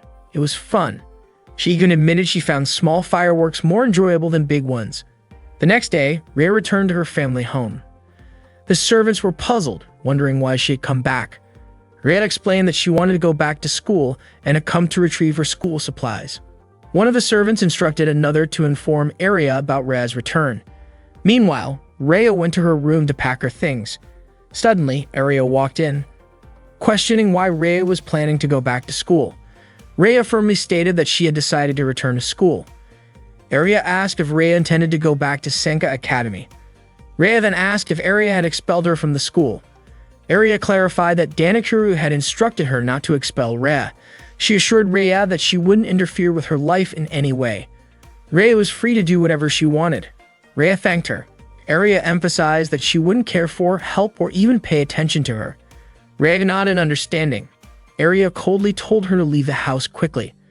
As Rhea was about to leave, Rhea's hand briefly blocked her way before she dismissively stepped aside. At the front gate, Chihiro was waiting for Rhea. He asked if she was okay, and Rhea thanked him for allowing her to go back to school. Chihiro said he understood her desire to return. Rhea asked if he was really okay with it, and Chihiro replied that he didn't have much choice. It was what she really wanted. Rhea explained that she felt like she couldn't be a normal girl again if she didn't go back to school. Besides, she admitted being away made her feel lonely. Shigeru encouraged her to be careful and reminded her that they needed to work together to take care of her body. The two of them then went to the abandoned building where they first met. Shigeru had something he wanted to say to Rhea. He expressed his desire to stay with her for as long as possible. Rhea, in turn, told Chihiro she had no regrets. She didn't know how much time she had left, but she wanted to do everything she could because at the end of the day, she was still a woman. Shigeru smiled at her. He told Rhea that her happiness was his sadness and his sadness was her happiness. Suddenly, Rhea started to feel unsteady. She staggered toward Chihiro, who had his back turned to her. When he turned around, Rhea embraced him tightly and bit into his neck, drinking his blood. In that moment, Chihiro felt as though their happiness and sadness had become one, shared between the two of them. 7 months ago, Danichiro planned a photo shoot for Rhea, just like he had done before. But this time, he wanted it to take place outdoors with a natural atmosphere. They traveled to a villa in the Tohoku region. Danichiro's staff had everything prepared, and the servants drew back the curtains, revealing the setup for the photo session. Danichiro announced that this would be the spot for Rhea's photos. Rhea was surprised. It was an open area. Danichiro assured her that this was indeed the location. They had come all this way solely for the photo shoot. He explained that he wanted to capture her last moments as a middle schooler in a natural setting. Rhea hesitated, wondering if anyone might see them. Danichiro reassured her that no one else was around. It was just the two of them in their own little world. He then instructed her to get ready and remove her clothes. Reluctantly, Rhea undressed, and Danichiro was captivated by her appearance. He immediately started taking pictures as Rhea struck various poses. Danichiro was elated. This was exactly what he wanted to immortalize. He expressed that this was how Rhea truly belonged to him alone. Meanwhile, Aria watched the entire scene unfold from her bedroom window. She couldn't understand what was happening or why. At the same time, Chihiro was traveling with Duan, Mero, and Ranko. Duan was driving, while Ranko and Mero entertained themselves by singing along to music. Chihiro, on the other hand, was engrossed in watching a zombie movie. This was before Chihiro ever met Rhea. After Mero and Ranko finished singing, Ranko clapped enthusiastically. Mero admitted that she really liked the singer's voice. Ranko complimented Mero's singing, saying she sounded great. Mero casually replied that karaoke was an essential part of middle school life. Ranko then teased Chihiro, saying even middle schoolers knew how to socialize, unlike him. In response, Chihiro playfully unplugged his headphones, letting the loud zombie screams from his movie fill the car. Startled, Ranko screamed and begged Duan to scold Chihiro. Unfortunately, Duan's philosophy was to avoid meddling in others' affairs. Ranko argued that this wasn't just meddling, it was a matter of letting things get out of hand, and Duan needed to be a little stricter. They were on their way to Tohoku, but Chihiro was acting as if he were still cooped up in his room. That was just how Chihiro was. He didn't enjoy traveling and preferred the comfort of his room and his zombie obsession. Ranko tried to convince Chihiro to put his laptop away, but he refused. Instead, he asked his dad if they were close to their destination. They weren't. The place was quite remote. Duan advised everyone to just be prepared. Mero was excited to experience the rural atmosphere. Chihiro, on the other hand, couldn't care less about the setting. He just wanted a place to stretch out and relax. That day, they were heading to Chihiro's uncle's house in Tohoku. They had been driving since the previous night. Chihiro's uncle had decided to donate his collection of books to the Kyoto Information Museum, and he had asked Chihiro's father to bring the whole family along to help. Chihiro's grandfather and their cat, Babu, stayed behind to look after the house. As the car drove on, Ranko gazed out the window and commented on the scenery. She said it felt like being in the village of Six Graves or a setting from The Devil's Footsteps. She added that she was a big fan of Tatamizo Seishi novels. However, those stories were set in Okayama, not Tohoku. Ranko then remarked that the area resembled a ghost town straight out of a movie. Mero suggested she stop making such remarks. They crossed a very tall bridge, passing by a smaller, now closed bridge alongside it. Chihiro asked Mero if she had ever seen a bridge like that before. Mero said it seemed like they had never seen anything like this before. Staring at the bridge, Chihiro thought it felt oddly familiar, as if it triggered a memory. Ranko suggested it could be something straight out of a movie scene, yet the small, now abandoned bridge beside it kept catching her attention, making her uneasy. Finally, they arrived at Chihiro's uncle's house. The uncle greeted them, remarking they probably hadn't expected the place to be this remote, especially in a region where no new developments had been made for years. He described it as an isolated island, cut off from the rest of the world. However, Ranko said she found the place beautiful. The uncle jokingly asked if she'd like to live there, to which Ranko immediately objected. He laughed, agreeing that while it was a nice place to visit, it wasn't ideal for living. It might suit someone older like himself, but not the younger generation. Mero pointed out how hard it would be to live 2 hours away from the nearest school. Chihiro added that there probably wasn't even a video rental store around. Doan scolded his kids, urging them to be more polite, but the uncle just laughed it off. He said he was just glad to see Duan's kids growing up healthy. He admitted he'd been deeply worried after that incident. Ranko overheard the uncle and Duan talking. Duan mentioned that even though he was a monk, he had never prayed with such intensity before. The uncle expressed his sympathy for Yuzuna, Chihiro, and Mero's mother. Duan quickly asked him not to mention Yuzuna in front of the kids. Curious, Ranko asked Mero if Yuzuna was the name of their mother. Mero confirmed it, adding that their father preferred not to talk about her too much. Ranko wondered what Yuzuna had been like, recalling that she had only met her once. Mero admitted her own memories of her mother were faint. likely because she had been so young at the time. Ranko confidently said that Yuzuna must have been a kind person. Mero thanked her and shared that, even from her faint memories, she remembered her mother being gentle and kind. Chihiro asked his father why he couldn't remember anything about his mother. He was frustrated and curious, wondering why his mind was blank about her. He couldn't recall whether he had loved her or she had been kind to him. No matter how hard he tried, the memories wouldn't come. Doan told him that it might actually be for the best. Whether Chihiro loved her or she had been good to him, both were true. Doan reassured him. Chihiro's lack of memories didn't change that. Doan explained that Yuzuna had asked him not to speak about her, likely for a reason. He urged Chihiro to leave it at that and not to worry. Although Chihiro didn't fully understand what had happened, his father's demeanor made it clear there were things he didn't need to question further. Meanwhile, Arya barged into Rhea's room, drunk, and offered her some alcohol. Rhea politely refused, and Arya brushed it off, saying it was just a joke. Rhea sat quietly, lost in thought. Arya didn't like the pitiful look on Rhea's face. It disgusted her to see Rhea acting as though she were the only victim. Consumed by her frustration, Arya grabbed Rhea's hair, yanking it hard. Rhea cried out in pain, begging her mother to stop.